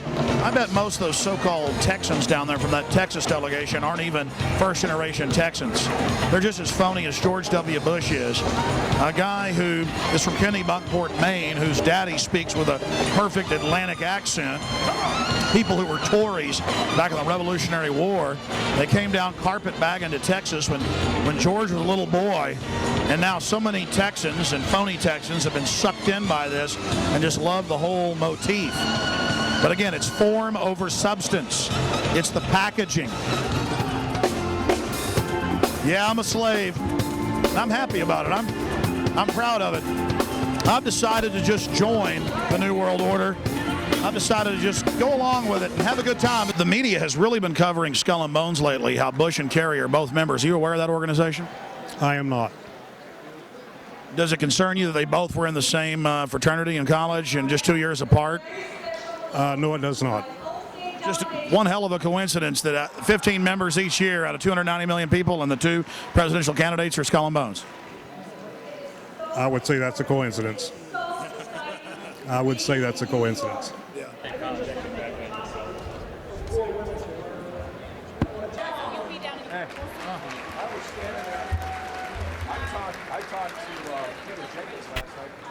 What do you think about Bush and Kerry being cousins and members of Skull and Bones? Excuse me? Did you know Bush and Kerry were cousins? Kissing cousins or what? They really are cousins. They really are. There's only 15 members of Skull and Bones each year out of 290 million Americans, and both of them are Skull and Bones. Certainly you're aware of that. Oh, well, why wouldn't you be? Talk to Bill O'Reilly. He'd have that answer. I know he would. Well, but I'm not talking to Bill O'Reilly. What do you think? Yeah. We need to talk about it. I mean, him and Kerry are cousins. They are members of Skull and Bones. The question is, would he be a Skull and Bones guy today? I mean, you know, people do crazy things when they're young. Well, his dad was a Skull and Bones, and his dad. It's in politicians' autobiographies. You know, it's in the encyclopedia. And it was called the Illuminati. I remember reading about the Illuminati in the 60s, late 60s, when Hal Lindsey came out with a book, Late Great Planet Earth, and everybody's going to get raptured and go to, you know, and so kids were walking around talking about that theory, and then the Illuminati book came out, or a number of them came out, and it was one world government, one world money system, one world religion. That's all coming now. Oh, it is. Conspiracy theories never work. I mean, look at... Well, every time I bring it up, somebody says, oh, you think it's a conspiracy. No, it's a real group. I want to know what you think. We got into not a debate, but a gal who is a real confirmed Republican. She married a real liberal guy. And the next thing you know, we have her over for dinner. And I hate Bush. And I said, whoa, where'd all that come from? And she got right down to you know, all the things of all the presidents being involved in this society, all Masons, and that was her whole base. And I hate Bush, and I said, well, then how could she hate Bush? Because Kerry's a member. Well, yeah, that's a good question. A lot of people aren't going to know what Skull and I don't really know what it is. I know he was a member of it. It's some secret society, and it's so secret I can't talk about it. Yeah. By the way, you better watch yourself. You know what I'm saying? Because if there's anything to it, you're a marked man. You guys have a good night. Well, I'll tell you what, you're in the right place to be safe. You were both in Skull and Bones, the secret society. It's so secret we can't talk about it. What does that mean for America? The conspiracy theorists are going to go wild. I'm sure they are. I don't know. I haven't seen the web. Number 322? First of all, he's not the nominee, and look, I look forward. Are you prepared to lose?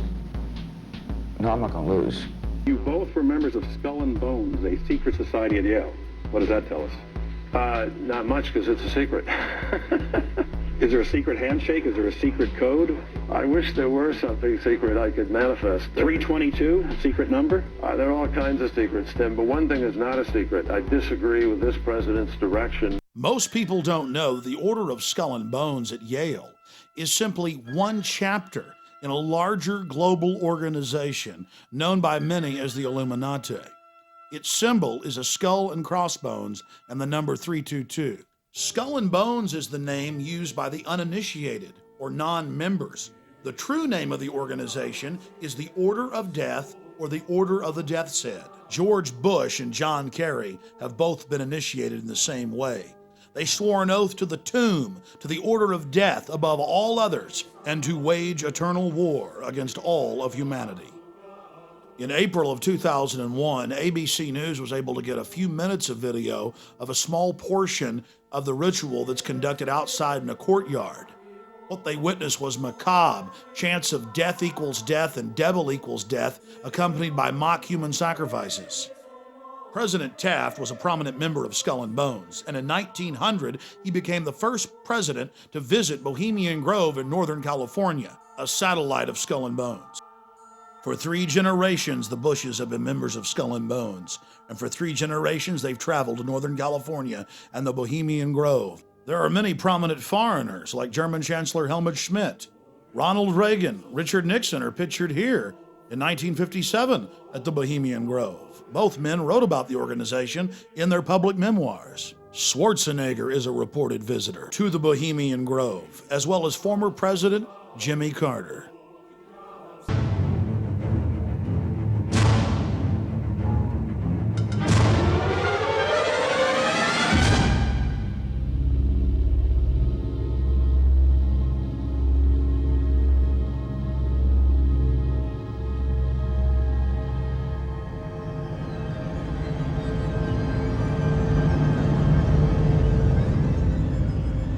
While in New York, we ran into the Karl Rove of 4 administrations.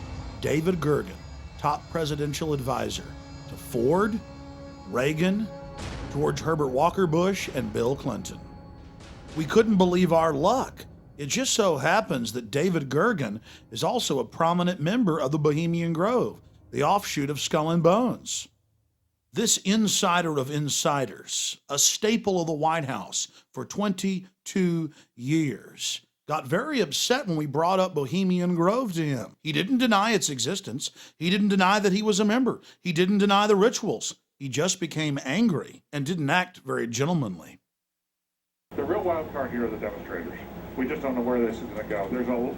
While they were peaceful today, there's a lot more anger among those demonstrators than is evident. You talk to them today, they're pretty angry people. So that's the big wild card. Hey, Mr. Gergen, can we talk to you for a second? Where are you from? I'm Alex Jones. I have a TV show in Austin. I make documentaries. Just a few questions about the convention. Yeah, well, is there a camera or are you? Yeah, right there, just about. Yeah, but I just want to get your permission first. Here. Okay, just it's local. I've got. No, I understand. Just about a minute or two. Okay, great. We're talking to David Gergen, and he has advised several presidents and, of course, has written quite a few books and is I would call you a political pundit or researcher. Commentariat, over the hill, whatever. Okay. How long you been in New York? About 4 hours. What do you think of this circus? Well, I haven't seen all the protests yet, but I've never seen as much security for a convention as we have here. And it's, the city's almost closed down. I think it's remarkable. I think it's an unfortunate turn for politics that we have to have this many police around. There's been a lot of news articles and reports saying that there's a heightened risk of terror attacks. Do you think that's? Do you think there's a chance of that, or comments? I think. Well, listen, they just arrested, I think, or broken up some plot allegedly to somebody wanted to blow up subways. Yeah, I think it's a very real danger. And you've got Madison Square Garden is sitting right, basically on top of a train station, and Boston Convention was right on top of a train station. Yeah, I just have to remember that trains are very accessible, vulnerable, and that's what happened in Spain. They went after trains and they blew some trains up, and it wasn't very expensive. So I think there's that danger, but I think the police are on top of it. They're treating this as a special security event, which means there's not only the obvious police around, but believe me, there's a lot of private stuff going on here. Okay, one last question. I read a Washington Times article many years ago where you had a comment about the organization, and then now it's been in the Wall Street Journal, it's been in a lot of different newspapers, and that's the Bohemian Grove. And back in, 1996, when you joined as a Clinton advisor, the Republicans were criticizing you, oh, what about Bohemian Grove? And then you countered them by saying, hey, I don't run around in the woods naked. What did that mean? Here is the before-mentioned Washington Times article where he said, I didn't run around naked like they do. I don't know what quote you're referring to. I'm not aware of any quote like that. Listen, I am a happy member of the Bohemian Grove. I like the folks who come there, and it's really inappropriate for me to talk about the group beyond that. Thank you. Have you been there for the ceremony with the cremation of care? Frankly, I don't think that's something I need to talk to you about. Great owl of Bohemia, we thank thee for thy adjuration.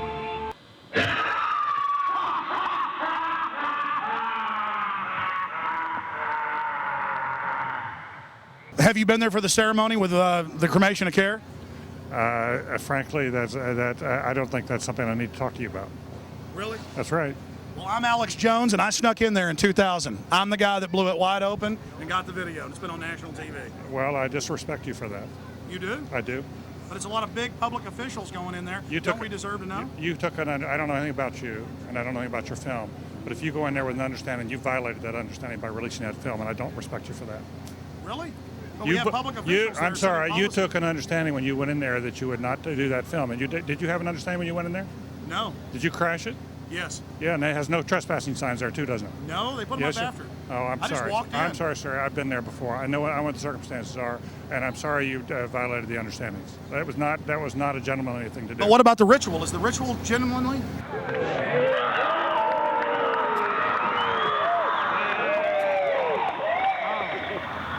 Sir, everything. I don't owe you this comment. I know. I appreciate it. This is what's called ambush journalism, and I disrespect you for that as well. So thank you and Been goodbye. in the ritual? That's none of your damn business. Oh. That's right. Listen. You go around and make understandings with people and violate them. You ambush people on the streets, and that's inappropriate form of journalism. If you wish to practice that, that's fine, but don't ask others to respect you for it. If you want to, you can do. You're a free American, like anything you want. If you want to be uncivil and rude and ungentlemanly, that's up to you. But don't expect the rest of us to say, "Oh, well, you're there, Mr. Gergen." I'm sorry, nobody sets policy in there. We try to be gentlemen, and obviously, you don't belong there. Weaving spiders come out here. Yeah, that is a three-pointer. Woo! Boy, I hit the hot button. Mr. Gergen, have a wonderful life. Say hi to Moloch for me, Canaanite deity, and I'll see you at Eyes Wide Shut, baby. Bye-bye. Get his face, get his face, get his face. Get his face, get in there and get his face.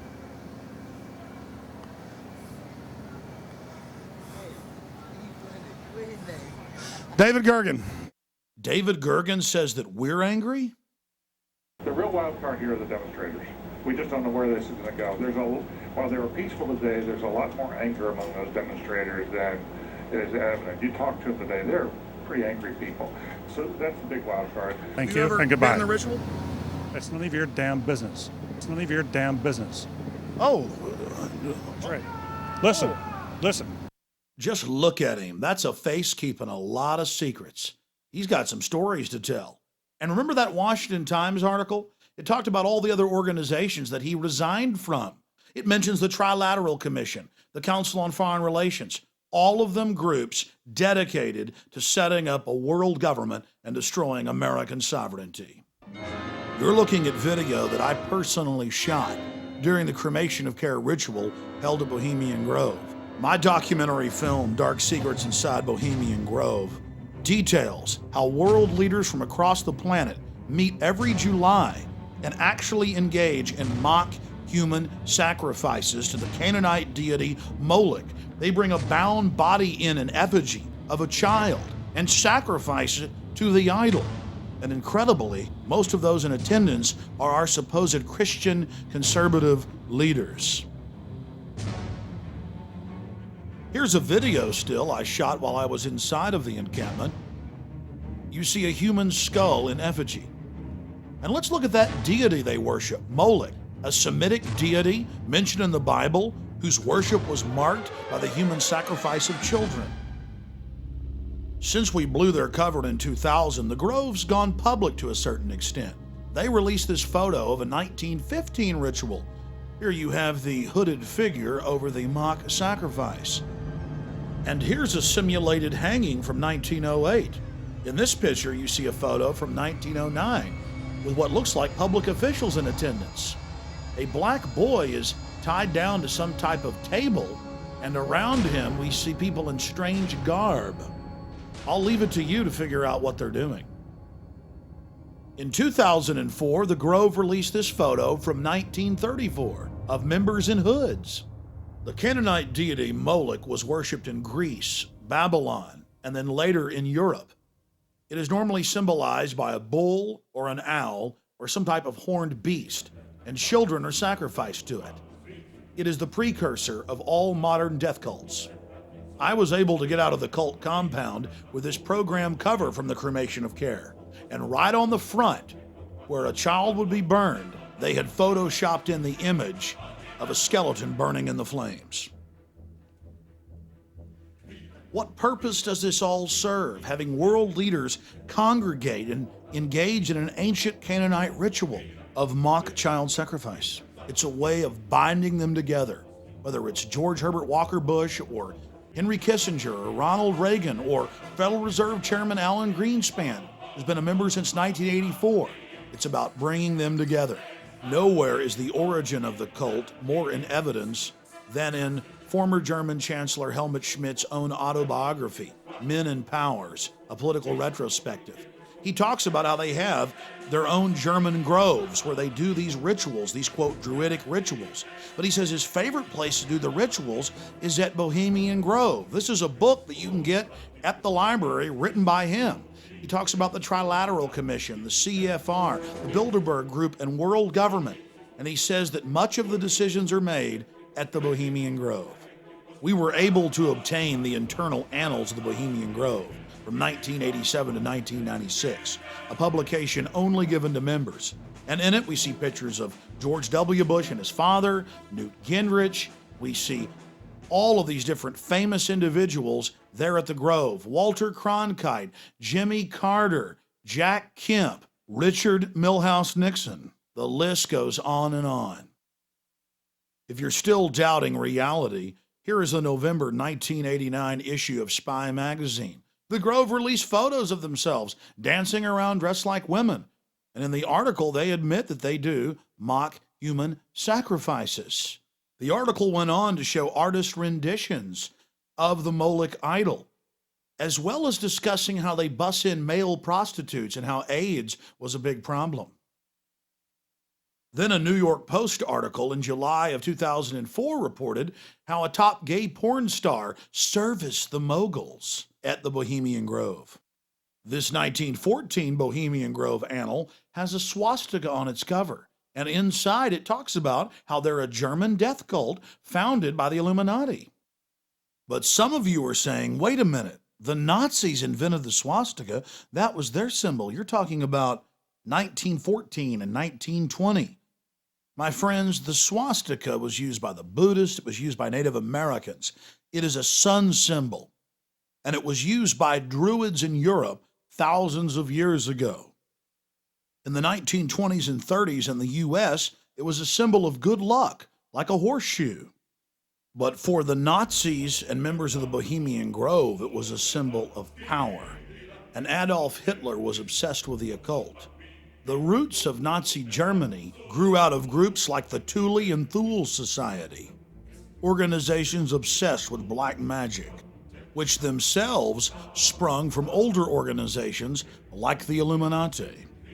All of these groups corresponded and called themselves Orders of the Death's Head. Adolf Hitler was a member of the Thule Society. Here you see one of their publication covers from 1919. He took their symbol as the signet of his party. It has been reported that after Madame Blavatsky died, Aleister Crowley became the head of the German Illuminati, also known as the OTO. Aleister Crowley was called the most evil man alive because of the bloodthirsty rituals he engaged in. It's important to note that both of his children died in questionable circumstances. So should we be surprised that the leader of the Third Reich, who killed millions of people, was an adherent of both of these sickening individuals? The Waffen-SS were the henchmen of the Nazi Party, and they wore an aluminum or silver death's head on their hats. Here you have a famous field marshal of World War I, and adorning his headdress is a death's head.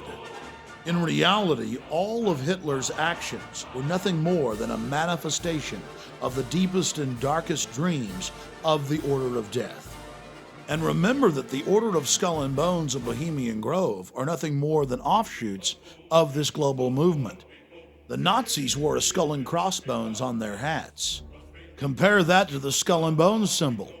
And beneath that, an early Nazi Party medal, not just with a swastika, but the 32 or 322 of skull and bones. We see these symbols throughout Nazi culture, especially on their icons and standards. Hitler believed that they drew power from these symbols, and he publicly talked about it. Here is an official photo taken from the Presidential Library of George Herbert Walker Bush, showing him standing with his classmates. And there it is, the Order of Death symbol, the skull and crossbones with 322 beneath it. Would it surprise you to know that one of the chief members of Bohemian Grove, Thomas Watson, was also an adherent of Adolf Hitler's ideology, and that international business machines were integral in controlling the death camps? IBM was absolutely essential in assisting Hitler in numbering and exterminating the Jews and other undesirables. The famous tattoos on Jews' arms were international business machine numbers that were entered into the computers. The computers would then decide how long to keep someone alive and how hard they could be worked according to height and body weight as well as age. Here's a photo of Mr. Watson with Adolf Hitler in the late 1930s. It's not a coincidence that today IBM is the backbone of national ID card technology in the United States and across the world. Ford and General Motors were also involved in the Nazi war machine right through the war, and not one of these robber baron industrialists was ever prosecuted. Here is the international business machine that calculated the deaths of millions. The modern Olympic symbols have nothing to do with Greece. They were drawn and designed by Adolf Hitler, and we still use them today. The Order of the Death's Head symbols are all around us, but the general public is too blind to see it. Now we will explore how the American branch of the Illuminati aided and abetted Adolf Hitler, and how the Bushes were the first family when it came to treason. I've been an investigative reporter and a journalist for 35 years. I've worked in every major media market in the United States, and I've written for more than 100 newspapers and magazines nationally and internationally.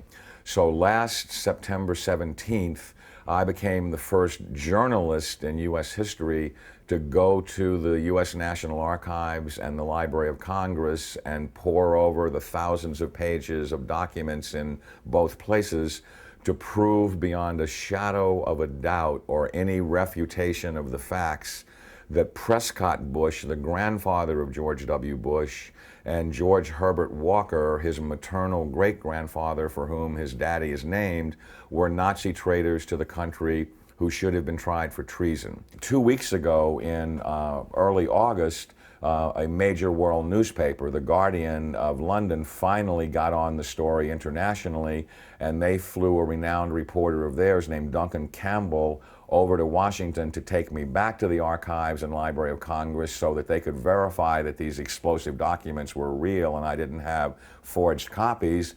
Prescott Bush was the grandfather of George W. Bush and the father of George Herbert Walker Bush, and George Herbert Walker Bush is named for his father-in-law, George Herbert Walker.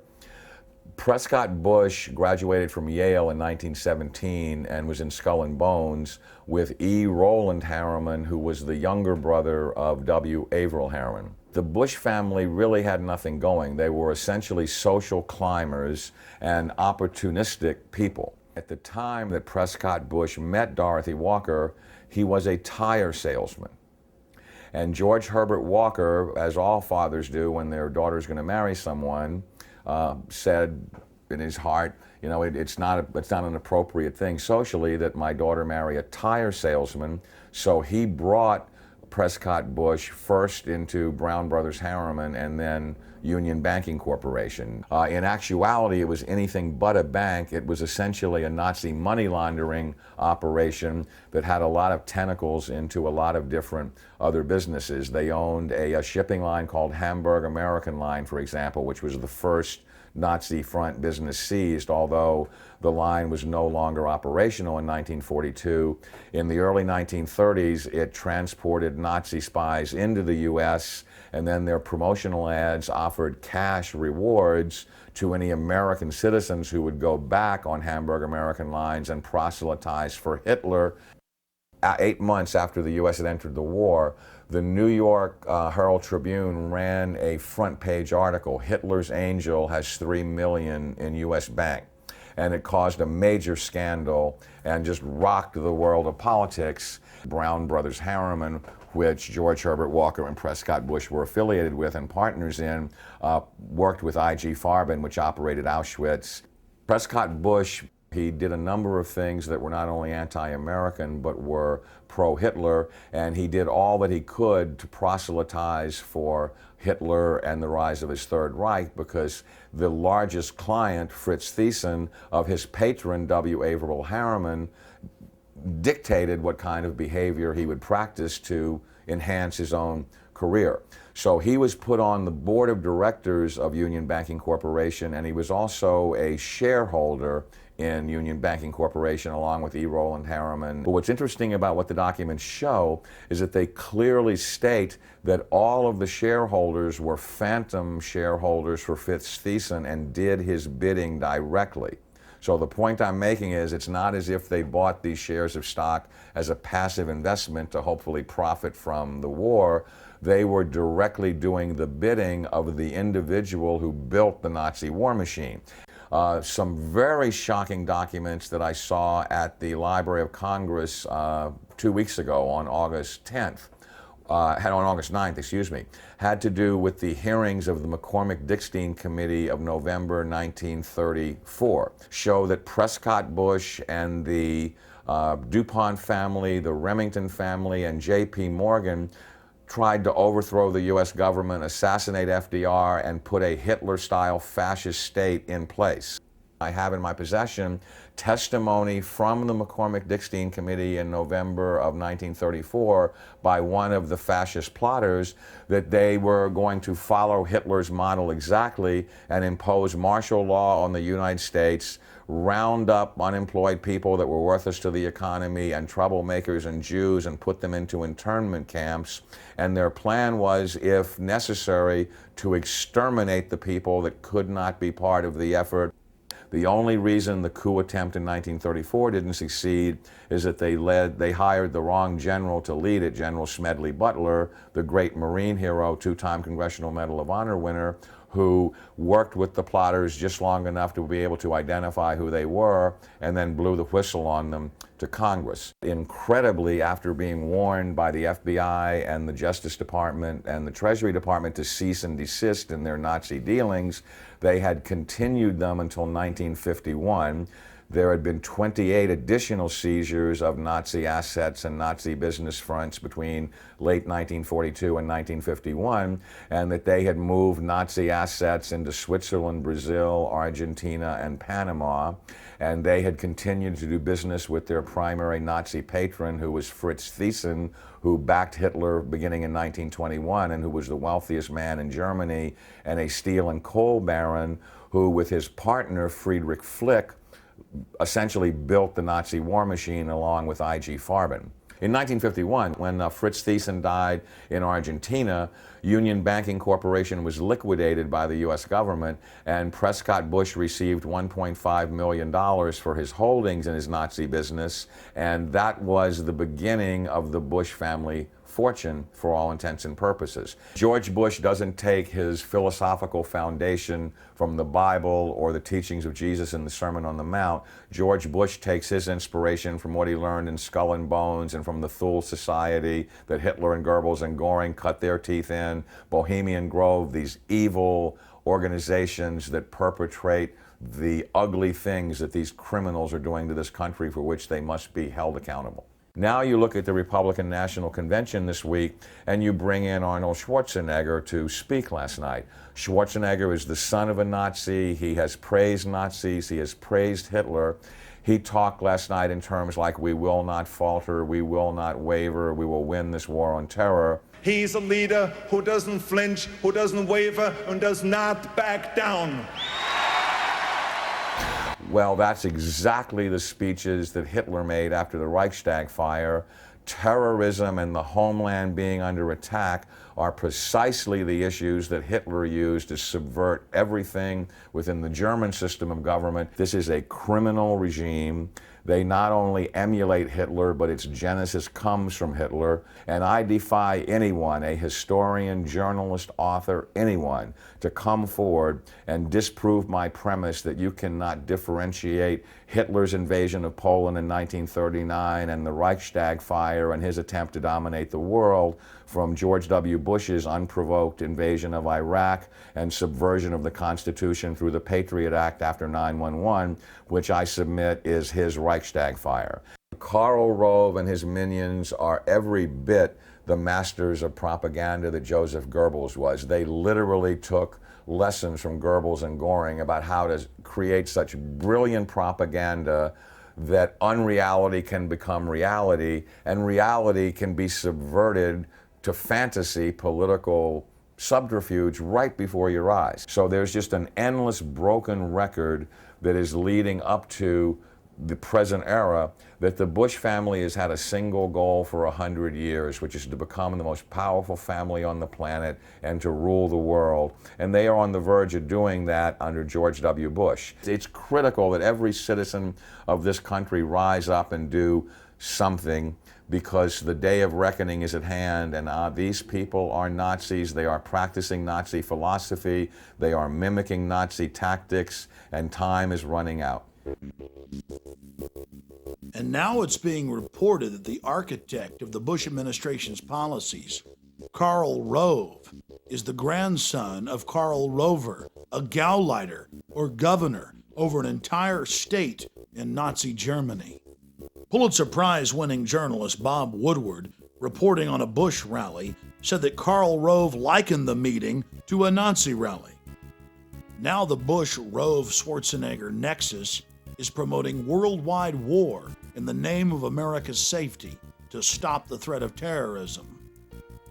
The same secret society that funded and supported Adolf Hitler is now supporting a move towards world government, and Karl Rove is out there on point, pushing Arnold Schwarzenegger for president.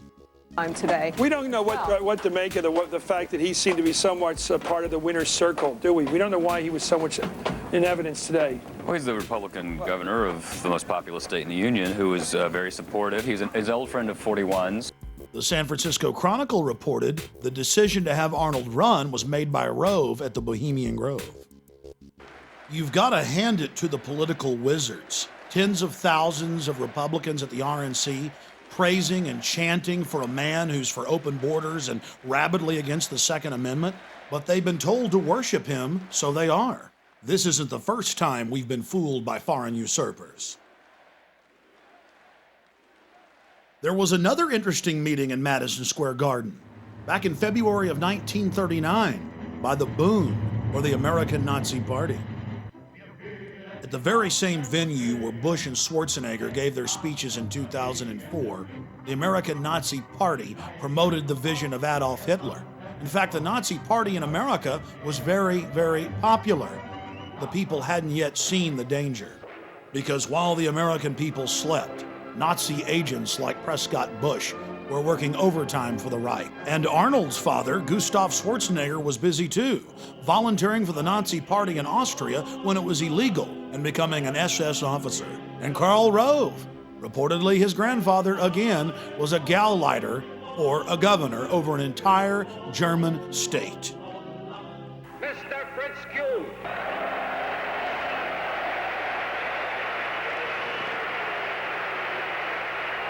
You all have heard of me through the Jewish-controlled press as a creature with horns, a cloven hoof, and a long tail. If you ask what we are actively fighting for under our charter, I will here repeat the declaration I made public some time ago. First, a social, just, white, Gentile, ruled United States. Second, all the American Nazis talked about was how much they loved America, how pro-USA they were. And a lot of the public bought it. And the fathers and grandfathers of the men who run our country today were in full support of the Bund. It's now the 21st century, and things have gotten a lot slicker. The question is, will the public buy it? California Governor Arnold Schwarzenegger.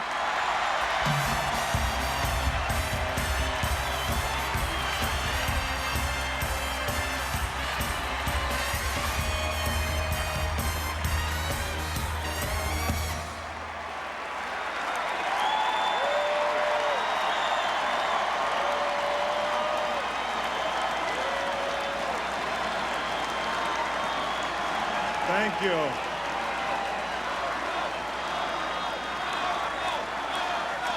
Did I wake up in the middle of a Twilight Zone or Outer Limits episode? The American people cheering and chanting the name of someone whose homeland is Austria and who openly talks about being a dictator all the time? Thank you very much. Thank you. What a greeting. Arnold wants to be our leader, our Fuhrer. And as American citizens, we have a right to expose him. And that's what we're about to do. From CBS's 60 Minutes to NBC's Meet the Press, Arnold has been all over the airwaves, pushing for amending the Constitution so he can run for president. High-level members of his gubernatorial campaign have now started a national movement to repeal Article 2, Clause 5 of the U.S. Constitution that blocks foreign-born from the presidency. In November of 2004, former President George Herbert Walker Bush gave Schwarzenegger the George Bush Award at his presidential library in College Station, Texas. And he told the crowd, "Don't bet against Arnold Schwarzenegger. There's a good chance he's going to end up being our president." Arnold Schwarzenegger positioned himself into the Kennedy family by marrying Maria Shriver. And now she's out shilling for him, but saying, "It's for other foreigners, not for my husband. Change it for everybody. It's fair. Just trust me." For well over a year, every day they're in the newspapers or on television, pushing to change the Constitution. And now Schwarzenegger, in an authorized biography, has told the Kennedy biographer that yes, there is a secret plan to put him into the White House. And the powerful head of the Senate Judiciary Committee, Orrin Hatch, has introduced what is called the Arnold Bill. There are 3 other pieces of legislation introduced by other congressmen like Dana Rohrabacher in the House. They just continue pushing and pushing and pushing, despite the fact that in major polls, 80+% of Americans are against changing the Constitution for Schwarzenegger. But we've got to take the threat seriously, because after a year of propaganda, the numbers have dropped to 65% being against it. And then you have to ask yourself, what will those numbers be in 4 years? The elite love Arnold Schwarzenegger because he has an international appeal, and they've been very carefully grooming him for his role as American president inside the New World Order. That's why we've launched Americans Against Arnold and the website arnoldexposed.com in a desperate attempt to stop this foreign usurper. Efforts by supporters of California Governor Arnold Schwarzenegger to change the United States Constitution are not sitting well with the Texas radio host. Alex Jones claims he raised $5,000 in just 2 hours to combat the campaign for a constitutional amendment to make non-native citizens eligible to serve as president. Jones says he will run TV ads in Austin, Texas and Sacramento, California, opposing the amendment drive. Now let's look at the men who hold the strings connected to the marionette. Here are 2 different San Francisco Chronicle articles revealing that it was Karl Rove at Bohemian Grove that set the strategy for Arnold's successful gubernatorial win. An article in the Scotsman newspaper in September of 2002 openly showed Arnold Schwarzenegger with Warren Buffett and Lord Rothschild and said they were there meeting at the Rothschild Castle to discuss business strategies. In the article, they talked about how he was lining up his run for U.S. president a year before he ran for governor. In the middle of the Enron-engineered California energy crisis, Arnold met secretly with Michael Milken, the junk bond dealer, and Kenneth Lay at a Beverly Hills hotel. The federal government has now released documents from the event, and guess what they were doing at the meeting? Discussing how to cover up Enron's culpability. Arnold ran for governor promising that he wouldn't take special interest money. Guess what? He's broken all previous records for taking corporate money. Like other famous Austrians we can think of, Arnold is obsessed with being king of the world. He's told friends, family, newspapers, magazines, over and over again that he wants to be ruler of the world, that he dreams of being a dictator, that he wants to be worshipped at a Nuremberg-style rally like Hitler. Rolling Stone reported on it in the 70s. The London Guardian and CNN in 2003 both reported how he told friends and family of a recurring dream where he walks the earth as our ruler, and of a 50-year plan he had as a young man to become world ruler. In 1990, he told U.S. News and World Report, "My relationship to power and authority is that I'm all for it. People need somebody to watch over them. 95% of the people in the world need to be told what to do and how to behave." Following in the footsteps of dictators before him, Arnold loves to be seen with giant images of himself behind him. The cult of personality concept in politicians is totally alien to America's history, but it's second nature to people like Kim Jong-il, dictator of North Korea, and ousted dictator Saddam Hussein of Iraq.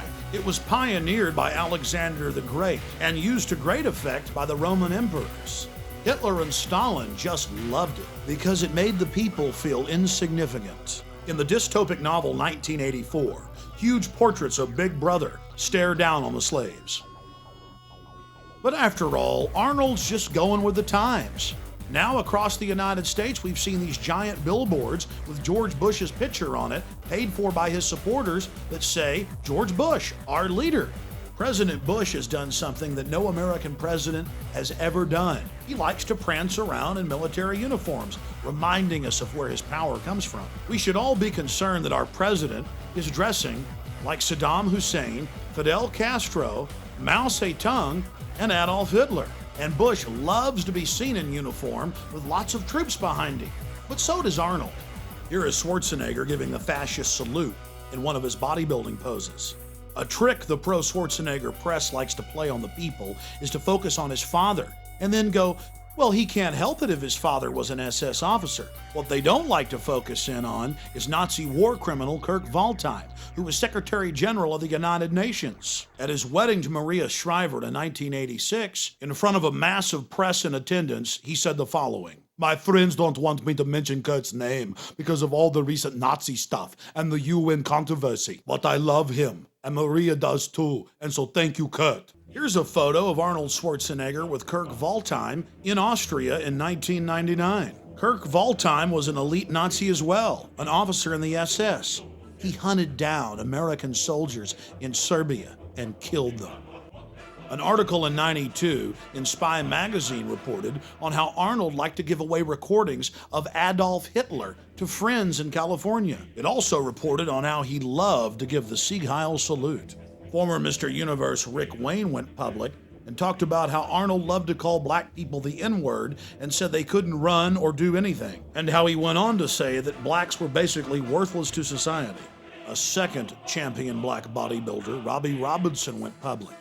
And in his testimony, he talked about a public event in front of thousands of people where Arnold in 1978 began screaming, "Down with the N-words, down with the blacks, subhuman, you people can't run the country." It goes on, but the mainstream media ignores it.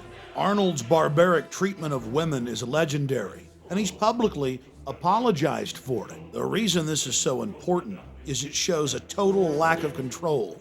He's a wild man. More important is his love of domination. He loves to degrade underlings. Arnold has never challenged a 2001 Premiere Magazine article where he reportedly makes unattractive members on set get on their knees and call themselves ugly dogs. He reportedly revels in humiliating people until they cry. Not only is he a man after the elite's own heart, loving to dehumanize, he's totally compromised. If we know about all of these skeletons, imagine how many are still in the closet. In a sit-down interview Arnold gave We Magazine, he talked about drug use and sex orgies. The elite just loves that, total control over their puppet. Then there's all the publicly available gay porn. That's right, in gay porno mags, Arnold's done some spreads. But on top of it, there's the private collections of people like Robert Mapplethorpe, who was a pioneer in hardcore homosexual pornography. One of the biggest problems in Arnold's portfolio of horrors is his admitted use of anabolic steroids. Anabolic steroids, especially heavy use, can permanently change one's psychological makeup. He's also been a poster child for steroid use that has been a ravage on the youth of America. But being a bad role model is nothing compared to the psychological effects that include mania, roid rage, extreme aggression, delusions of grandeur. This is what testosterone and its derivatives cause. It's in the medical handbooks. So let's look at this again. An individual who says he wants to be a dictator, who reportedly hands out recordings of Adolf Hitler's speeches, who openly promotes admitted Nazis like Kurt Waldheim after they're exposed as Nazis and doesn't apologize about it, now wants to be our president. And he's taken a drug that can permanently alter the chemistry of the brain, making you domineering and aggressive and delusional. We're talking about Arnold Alo Schwarzenegger being positioned to be president of the United States, in control of all of our military forces. Think about this compromised individual. In control of our B-2 bombers, our nuclear submarines, our nuclear missiles, our Air Force, our Army, our Navy, everything. You put that together with the police in black uniforms, the ski mask, the Patriot Act. It's a nightmare. And we have the very same elite that tried to bring Hitler to power now pushing Schwarzenegger. It's up to you, America. You better research these facts for yourself and take action to defend our republic from enemies foreign and domestic. In the battle for our liberties and freedoms and our children's future, it's going to be reality, not illusion, that's going to save this country. If we believe the propaganda and the slick packaging, we are going to go into the Fourth Reich of the New World Order. Schwarzenegger and his controllers are counting on you to not take action, to not inform yourself and others, to not stand up against this insane action that they're taking against us, trying to put some foreigner from Austria who says he wants to be a dictator and in control of this country. and in spite of the attack on our homeland. On our homeland, on our homeland, on our homeland. Schwarzenegger has the nerve to call America his homeland. By definition, your homeland is the country where you were born.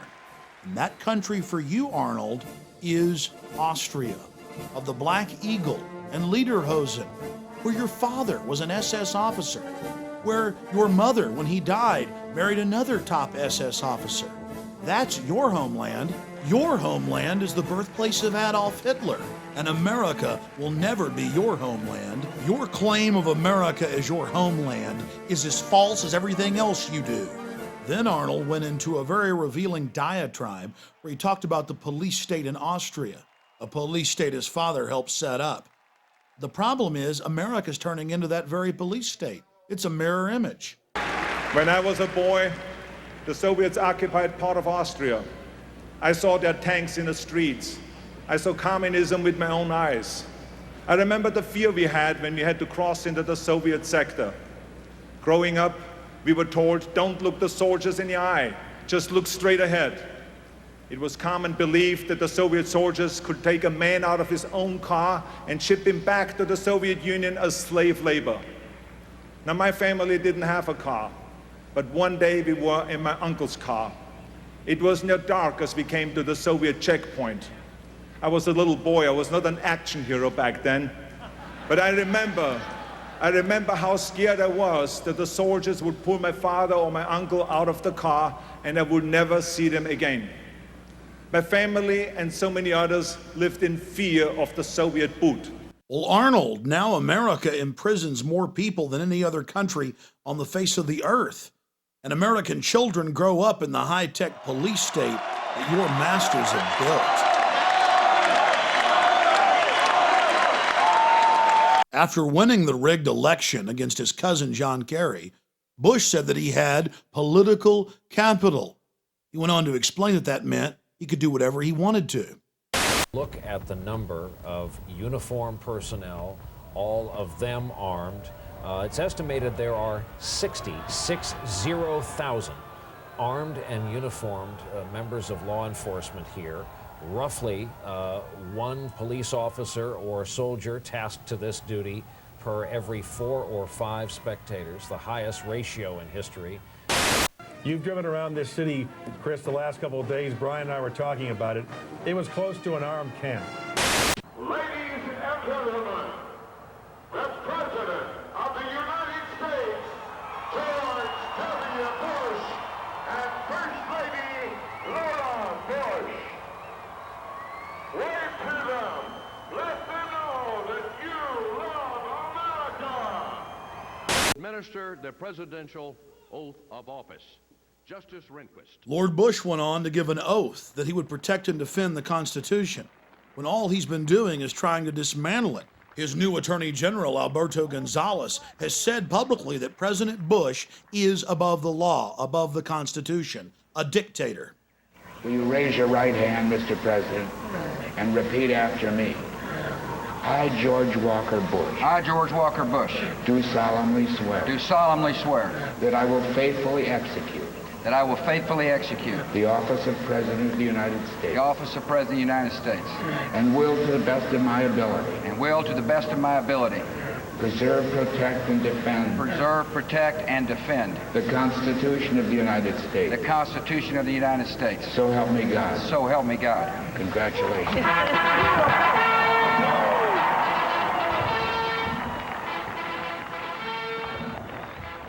So let's look at what Bush has actually done to the Constitution and Bill of Rights since getting into office. He passed Patriot Act 1 that dismantles at least 7 of the first 10 amendments. And under Section 802, all Americans are defined as terrorists. Under Section 802, the new definition of terrorism is redefined as acts that are dangerous to human life that violate any federal or state law. And when Bush talks about reauthorizing the Patriot Act, that's code for passing Patriot Act 2. Under the Patriot Act, Homeland Security has visited toy stores over possible trademark infringement. An Army doctor who complained too much was arrested by Homeland Security. topless bars, zoning disputes, pot dealers. It's all under the Patriot Act. And starting in 2005, all new passports are digitally tracked by an RFID chip. It's easy to get in, but hard to get out. And before he left office, Homeland Security Chief Tom Ridge called for a world ID card. In late 2004, Bush successfully got the Congress to pass a national ID card, craftily hidden in state driver's license under federal standardization. Bush told conservatives that it would stop illegal immigration. There's nothing in the bill concerning immigration other than the fact that it actually orders the states to accept consular matriculas issued by foreign nations, so it actually makes it easier to get into the country. The bill even talks about it being used as an internal passport at checkpoints. Bush also successfully rammed through the Orwellian-named New Freedom Initiative. This forces every child in America from age 5 to 18 to be psychologically tested twice a year, whether you're homeschooled, private schooled, or public schooled. The guidelines for mental illness were written by a consortium of drug companies, and in their own internal documents, they bragged that they'll go from 15% of American children on psychotropic drugs and Ritalin to over 50%. The law states that without parental consent, while your child is at school, they will be forcibly tested. And Illinois is already jumping ahead. They're saying they're going to start forcibly testing all pregnant women. This is the type of nightmare that only Joseph Stalin could dream of. But our government is making it a reality. But if you look at foster children in America, over 2/3 of them are on psychotropic drugs. That's what happens when the state has control. 2/3 on drugs. Well, I guess that's the new freedom. The federal government has spent billions and billions of dollars putting up cameras across the nation, except for our borders. I have seen over 50 mainstream reports where video cameras are put in school bathrooms and showers, and when the schools get caught doing it, they say it's for your safety. And now the establishment just throws it in our face. Prepare to be scanned. We track you with your cell phones. We're putting cameras up on the street corners that read all your license plates and track everywhere you go. And we're going to tax you with these new cameras. We're going to put satellite tracker boxes in all your cars and transponders. We're going to tax you by the mile. This is just the way it is, so get used to it. Oh, and 8 years ago, we started putting black boxes in all the new cars that track everything you do as well. And now industry and the federal government are just calmly saying that soon all new cars will have a camera in them that scan your face as you drive and instantly report back to the police department if you're driving while you're tired or if you're arguing with your wife. Under a new sales tax system being prepared that will be implemented through the national ID card, you'll have to thumb scan when you buy and sell. And the face scanning cameras we mentioned will keep track of you not just in your car, but as you walk down the street. Almost every federal, state, and local road in the country will be satellite and transponder tracked. We already mentioned that earlier. And when Californians heard about Governor Schwarzenegger's program, they got very upset, and over 90% of them were against it in polls. The governor just said, "I don't care what you want, we're going to do this." It's going to take the average tax by the mile from 25 cents at the state level to over $3. Read it for yourself. It's the official news reports. Similar plans are being pushed by the feds in all 50 states. But that's just the financial hardship. There'll no longer be any open road.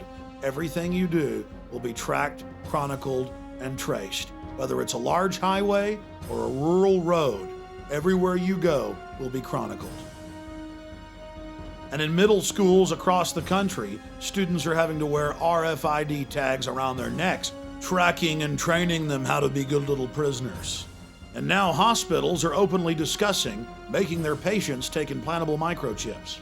Bars in the United States and Europe make their patrons take chips before they can enter the VIP sections. And now the Mexican Attorney General has forced over 160 of his deputies to take implantable microchips if they want to work in his office. I, Richard Cheney, do solemnly swear. I, Richard Cheney, do solemnly swear That I will defend and support the Constitution of the United States. that I will support and defend the Constitution of the United States Against all enemies, foreign and domestic. against all enemies, foreign and domestic. It's no wonder that Speaker of the House Dennis Hastert stumbled over the oath as he read it. He's not stupid. He knows that a textbook dictatorship is being set up in America, complete with shadow government that can take control of Congress. Oh yes, now Congress has given its authority up to an unbridled executive branch. There have been other cryptic statements. The outgoing head of CENTCOM, General Tommy Franks, told Cigar Aficionado that if America is attacked by terrorists again, we'll have to suspend the Constitution in favor of a military form of government or martial law. It's abhorrent to American values to have the military involved in any way in civilian life, especially in law enforcement. It's been a staple of Communist China and Nazi Germany, Soviet Russia, and Cuba today, but not America. Why are we following every telltale sign of a police state? We're dealing with a group of predators, an elite that sees us as cattle, as their slaves. They want to train us to be predators like they are, to join them in their quest for world empire, to be their cannon fodder. Just look at the torture they've been promoting on television and in movies, and then we watch as it manifests itself in the real world, in Iraq and Guantanamo Bay. What we're witnessing is the construction of a worldwide dictatorship. But to get it done, they have to be able to manipulate us into going along with it. They're confident that you won't wake up till it's too late. The good news is people are waking up in record numbers. The question is, now that you know the secret, now that you understand the inner workings of the New World Order, will you take action to wake others up and stand up against this Fourth Reich of the elite? The globalists have America and Europe in their grasp today, but tomorrow they want the world.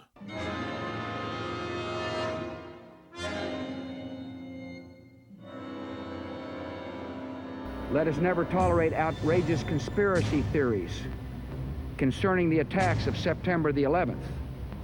Malicious lies that attempt to shift the blame away from the terrorists themselves, away from the guilty. Conspiracy theories, conspiracy theories, conspiracy theories. The hijackers were instruments of evil who died in vain.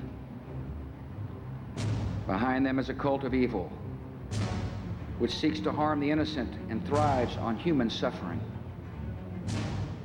To purchase additional copies of this film, or to see dozens of other films and important books, be sure and visit Infowars.com or PrisonPlanet.com. Or to order, simply call toll-free 1-888-253-3139.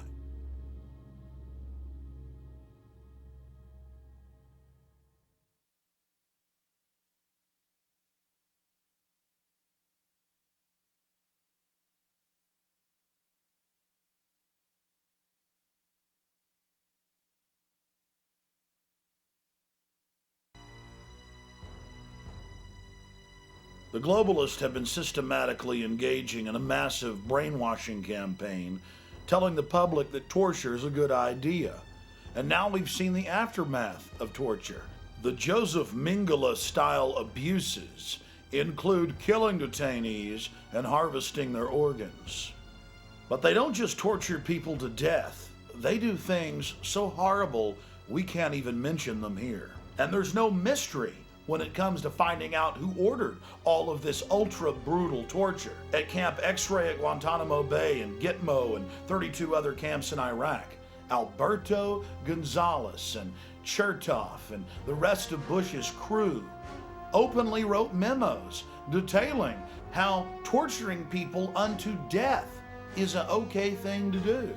It's part of the public record. The White House and Pentagon ordered the torture, but when they got caught, they just burned a few of their underlings.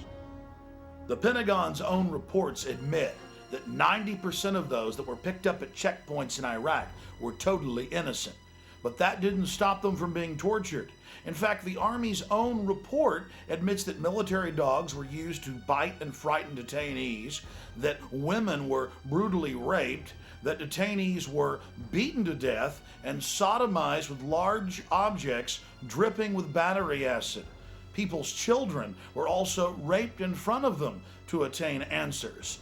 This is the same type of mentality we see from serial killers, and it's riddled with all sorts of perverted sexual abuse. Is this what the land of the free and the home of the brave has become?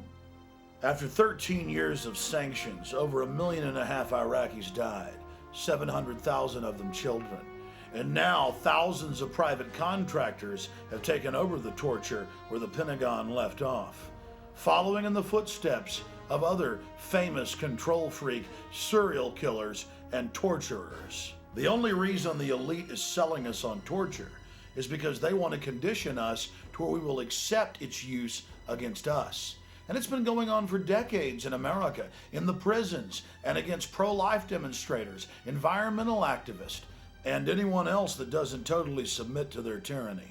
The footage you're seeing is from the late 1980s and early 1990s, where the police openly pulled out nunchucks, started wrapping it around the arms of peaceful pro-life demonstrators and brutally breaking them, simply because they refused to get off the side of the sidewalk. The police thought it was their right to break people's arms because they didn't follow their orders.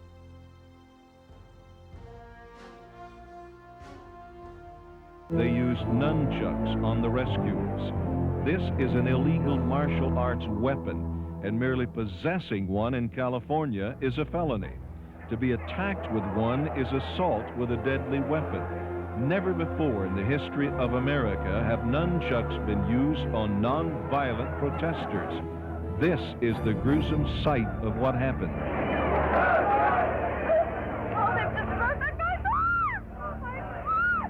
The police, in unprovoked cruelty, wrapped the nunchucks around Michael Hausman's arm and broke it.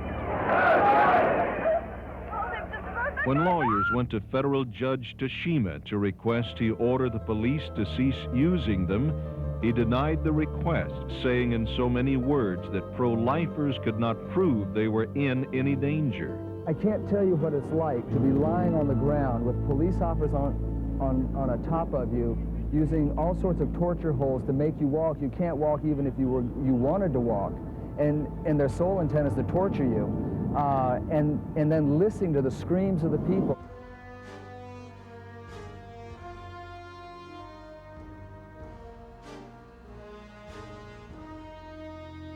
When you bring out riot sticks, it's usually because you expect to see some serious opposition, so you put on helmets and you put on face masks and you carry shields. These policemen were bareheaded. But here it was calculated torture, and the policemen were enjoying the pain. They laughed at the people screaming, and all of us screaming, all grown men, mature men. You couldn't help but scream. What happened was when the two nightsticks squeezed on the wrists, they cut off the nerve ends and the flow of blood, and your hands swelled up to almost twice the size, and they turned black. It didn't matter whether you were a woman, a man, an old person. It didn't matter what your age, sex, or anything, that they were just there. They were going to brutalize everybody. And I think probably to the women more particularly that they were very angry that they couldn't get a young woman like myself to walk. And I could tell that it was a pride issue. This is an important illustration because it shows us how long this tyranny has been going on in this country. And if they can get away with it with one group, they can get away with it against everybody. The fact of the matter is, the establishment and its enforcers have been setting the precedent for a long time to torture women in plain view of the public, to use illegal nunchucks and break people's arms. And now in Iraq, they have these big live TV shows with all the people confessing after they've been openly tortured.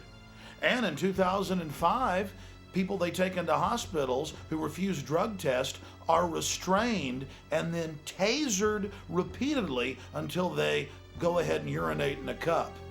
And there are hundreds and hundreds of examples we don't even have time to cover here. The point is, this is all macabre and terrifying, and the New World Order is conditioning us to accept it. We must resist it.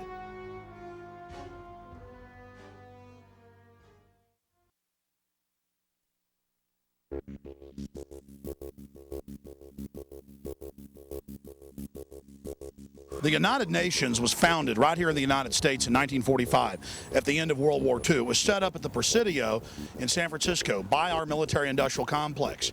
The Rockefellers put up the money to build Rockefeller Center and to also give them the land for the United Nations. So this whole area is New World Order funded and controlled. And basically, it's a debating club to make the third world think that they have authority and to think that they're part of the power process. But really, the G8 or the G8 nations control the United Nations through the Security Council. We hear the reports all the time. They're in the news where some UN bureaucrat runs over somebody when they're drunk driving in New York or Washington, D.C., and nothing can happen to them. But it gets a lot worse than that. The United Nations has been caught hundreds of times running giant sex rings with kidnapped women and children out of Europe, Asia, Africa, the Middle East. It's a huge business. And right here in New York, they routinely catch these UN officials and even low-level bureaucrats with their own house slaves. Many times it'll be some UN delegate from Asia. He's got some kidnapped little girl from Russia. So these are the people in here telling you that world government's good and that they need to run your life. And you look at the UN's Charter and Declaration of Human Rights, it says you don't have any rights. It says the UN is the absolute arbiter and authority. And now we see our own government adopting the UN model of governance. The United Nations believes that private property should be in their hands, controlled by them. And when it comes to self-defense, back in 2000 at a UN meeting held here, their organization UNIDIR called for all civilian firearms to be confiscated. In fact, they stated that civilian ownership of firearms threatens the legitimate power monopoly of the state. Now, what's a power monopoly of the state? That's a dictatorship or martial law. And they strive to have governments have the monopoly of power over the people. Remember who was for gun control? Adolf Hitler, Joseph Stalin, Fidel Castro. In every case, if a government tries to disarm you, it's tyrannical. Black Americans couldn't own a gun. Native Americans had their firearms confiscated. Roman slaves 2,000 years ago couldn't own a sword or even a knife. Being disarmed is one of the key hallmarks of a society that's enslaved to its government.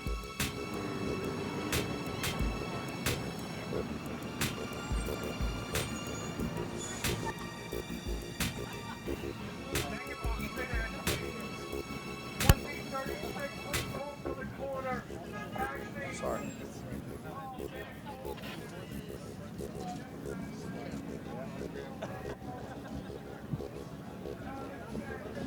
A pile of fake signs meant to look like they were individually made. Getting slick here. Republicans do that too.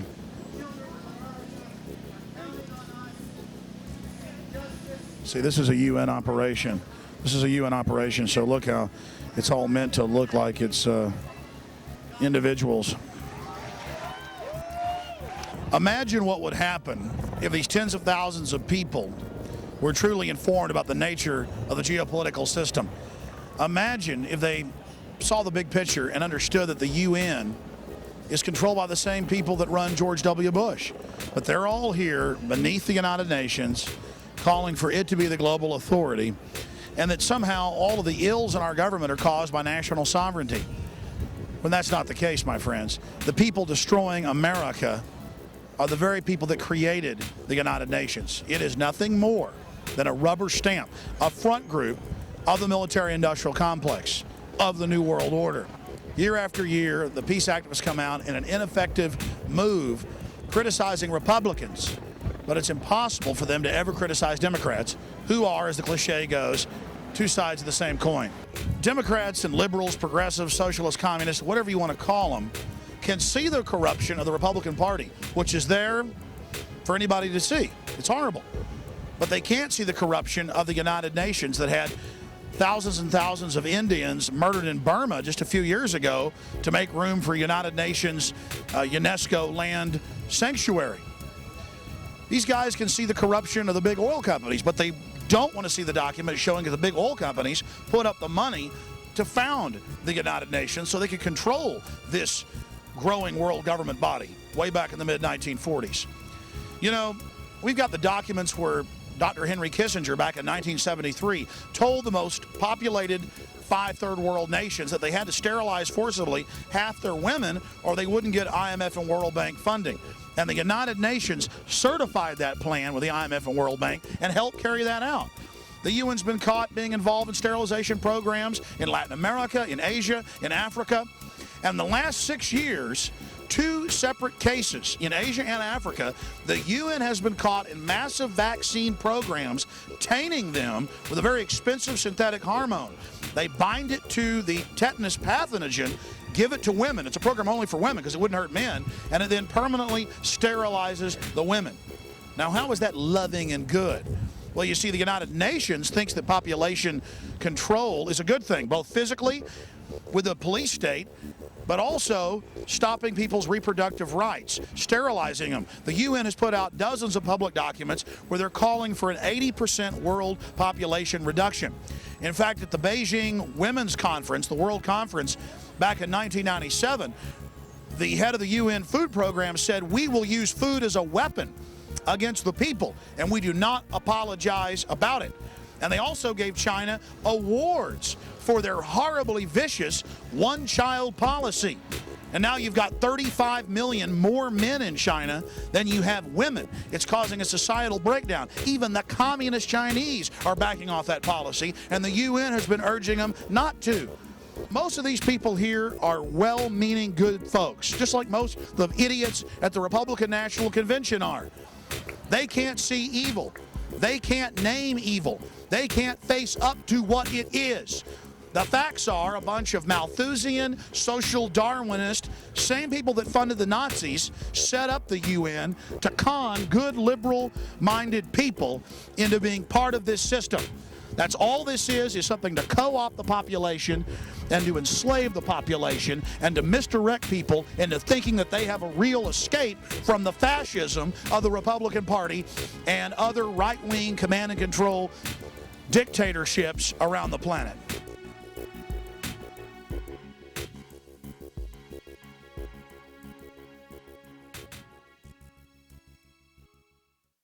Well, President George W. Bush has won the election, and the elites got their man back in place. President Bush, of course, has been great for the elite because he's neutralized so many millions of conservatives who believe that he actually follows conservative policies, whereas in truth he's for open borders, gun control, signing on to UNESCO and the United Nations, the growth in government in his first term, double the growth rate under Bill Clinton. But because he is a supposed conservative, he is a key Trojan horse for the elite to actually bring down our national sovereignty and set up a domestic police state unit, just like we saw in Nazi Germany or communist Russia. And make no mistake, that's exactly what Homeland Security and the new domestic CIA director are doing, is turning America into a martial law nightmare. Bush all along has been a polarizing figure, keeping people in the left or the right paradigm. So is Kerry. He's been very polarizing. That's how the elite wants you. Divide and conquer. Balkanization. That's what it's all about. So now they've put their Trojan horse, their fake conservative, their neocon, back in office under very questionable circumstances. But either way, they always control the outcome of the election because both the candidates are from the same social clique, the same organizations, and they're related. It was the same clique, the Kerry and the Bush. Okay, what is the option? The people, what do they have to choose? The presidential elections have turned into diversions. The real power is at the county, city, and state level. And that's where we can all, as little people, have an effect and get involved and really change policies. So that's where I suggest people get involved. You know, I authored a resolution over 2 years ago to repeal the Patriot Act, and thousands of other people picked up on it, and my personal resolution has been passed in dozens and dozens and dozens of cities. Parts of my resolution were incorporated into other resolutions and have been passed in over 400 cities and 4 states. That's just so far. I'm sure you've heard about the movement to repeal the Patriot Act at a city and county level. Yes, I did. Well, I just came up with the idea for that over 2 years ago, put it out on my website, Infowars.com. The people like you took action where the power is really at, and we effected change in a mighty way. Instead of being diverted by this smoke and mirrors theater, that's all this is theater with the Bush-Kerry ticket. Okay, the question is how you can act the small people. because they believe one way or another way. We're trying to break that paradigm, that false left-right paradigm.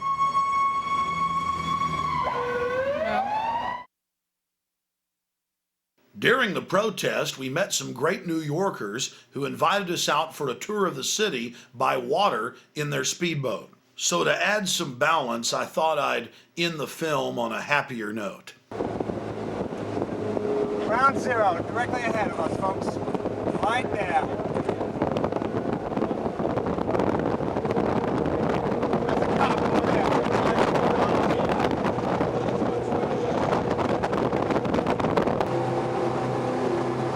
150-yard quarantine. We cannot get within 150 yards. The hollowed out copper shell. Tear down the Statue of Liberty and send it back. There's something still beautiful about it, but No, it's beautiful. there's some interesting theories about what its real meaning actually is. Oh, it's a woman in drag. It's Illuminati. It's a man in drag. Right? It's a man in drag. Freemasons built Illuminati. I love those shoes. Her boobs are all worshiping. It's a man. Every woman's are. Oh, they are. No, it's a perspective. It's the angle. Why is it Illuminati symbol? What gives it away? Well, apparently, Well, no. Admittedly, the French architect was an Illuminati guy. An accident. Well, I have a couple books on it, and sure. I would take it off now. The cop's coming over to us now to check us out. Well, number one, it's male and female. It's androgynous. It's like in Mel Gibson's The Passion. The devil's male and female. So it's androgynous. Yeah, here comes the cops. Keep it rolling. Okay. I don't think they're going to come over to us. What, pansexual? He's got a 50 cal on the front, 60 cal on the back. Let me get this. But it may be in He's going to park between us and the statue. And it also showed you like the different. They had different ideas before they came up with the process, and I forget exactly why they decided upon this. You know, Alex, you're right. I never thought about that. Look at her arm. That looks like a man's arm. No, it is. It's admitted. hand is huge. Is that an Adam's apple? A man hand.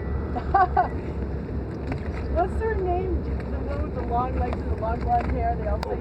I'll have you guys. Did I call it gods? How's it going, guys? Hey, how you doing? Good evening, sir. Just checking out the beautiful sights tonight. Like every night, yeah. How's it going, man? I'm sorry? Newport Yacht Club. Yep. We got enough preservatives for everyone here, so we got 1, 2, 3, 4, 5, 6, 7, 8, 9, 10. I got 10 in storage up in the front. I got 12 up there. Yeah, we're here. We're pretty much here every night. How's it going, guys? Right. Pretty quiet out here, huh? Yeah, pretty much. Not a lot of action on it. Yeah. Well, if we see anything, we'll give you a holler. Don't you recognize us by now? No. Stop it, Buchanan. Oh yes, you can. Come on. We're in the boat. She's a beauty. You guys got the life hanging out next to the statue. Come on. That's not too bad. What's better than that, man?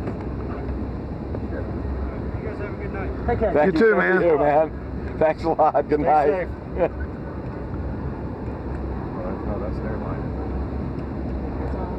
I see. I don't know. Later. She's been inside. Old beds. My impulse is to go over there and talk. Downstairs? That's my dialogue. Oh, okay. Oh, yeah. But they were cool, actually. Yeah. Well, they're nice guys. They were nice. But at least we know if there was going to be an Al-Qaeda attack on the statue would be saved. Most likely. These guys? It doesn't. I know. 50 knows that. Makes me so nervous. I'm being surfaced there. Oh, see, now that's the reaction. They're counting on They're guarding the statue tonight, man. Yeah. Is that the Watchtower Track Society? Yes, it is, yeah. They like to buy buildings next to bridges. There's the Watchtower. They feel that buying bridges, That's the Jehovah's Witnesses. they feel that buying real estate next to large public works like bridges and stuff gives them energy. It's true. Really? That's what they think, yeah. That's why they own the real estate next to the Brooklyn and the Manhattan Bridge. They love buying real estate next to bridges. Don't ask me why. And it's all printing presses. You got to see what's going on in there. That is a factory of printing right there. This is a Brooklyn Bridge here. I don't think you heard. Are you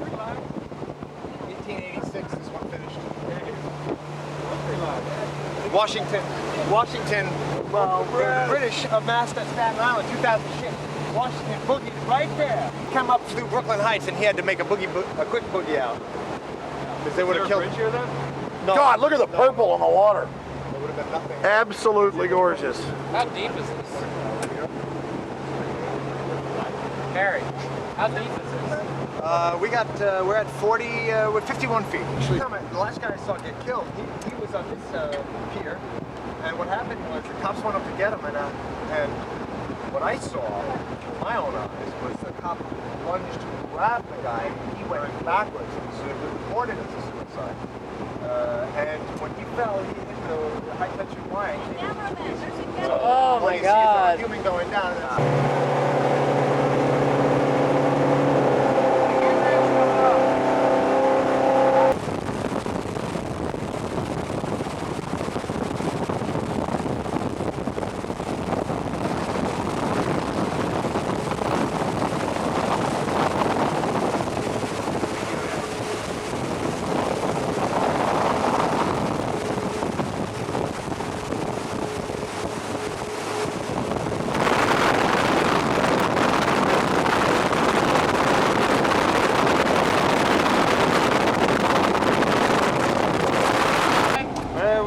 Just a nice time. How are you doing tonight?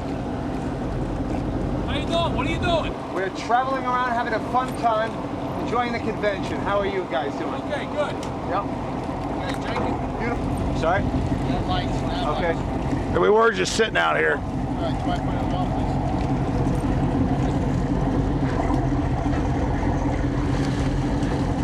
Where are you headed now? We're going to go back to Newport Yacht Club. That's where I'm stationed. Okay, you gonna go back there now? Probably about 15 minutes. Okay, just leave your lights on, all right? Thank you, sir. Okay, good night. Have a good night. Good night to be out, isn't it? Calm. It's calm. Nice. God bless America. See you later. I'm gonna crack you. I didn't even think about this. God bless America. These guys don't like it. All in all, we had a great time in New York, despite the police state.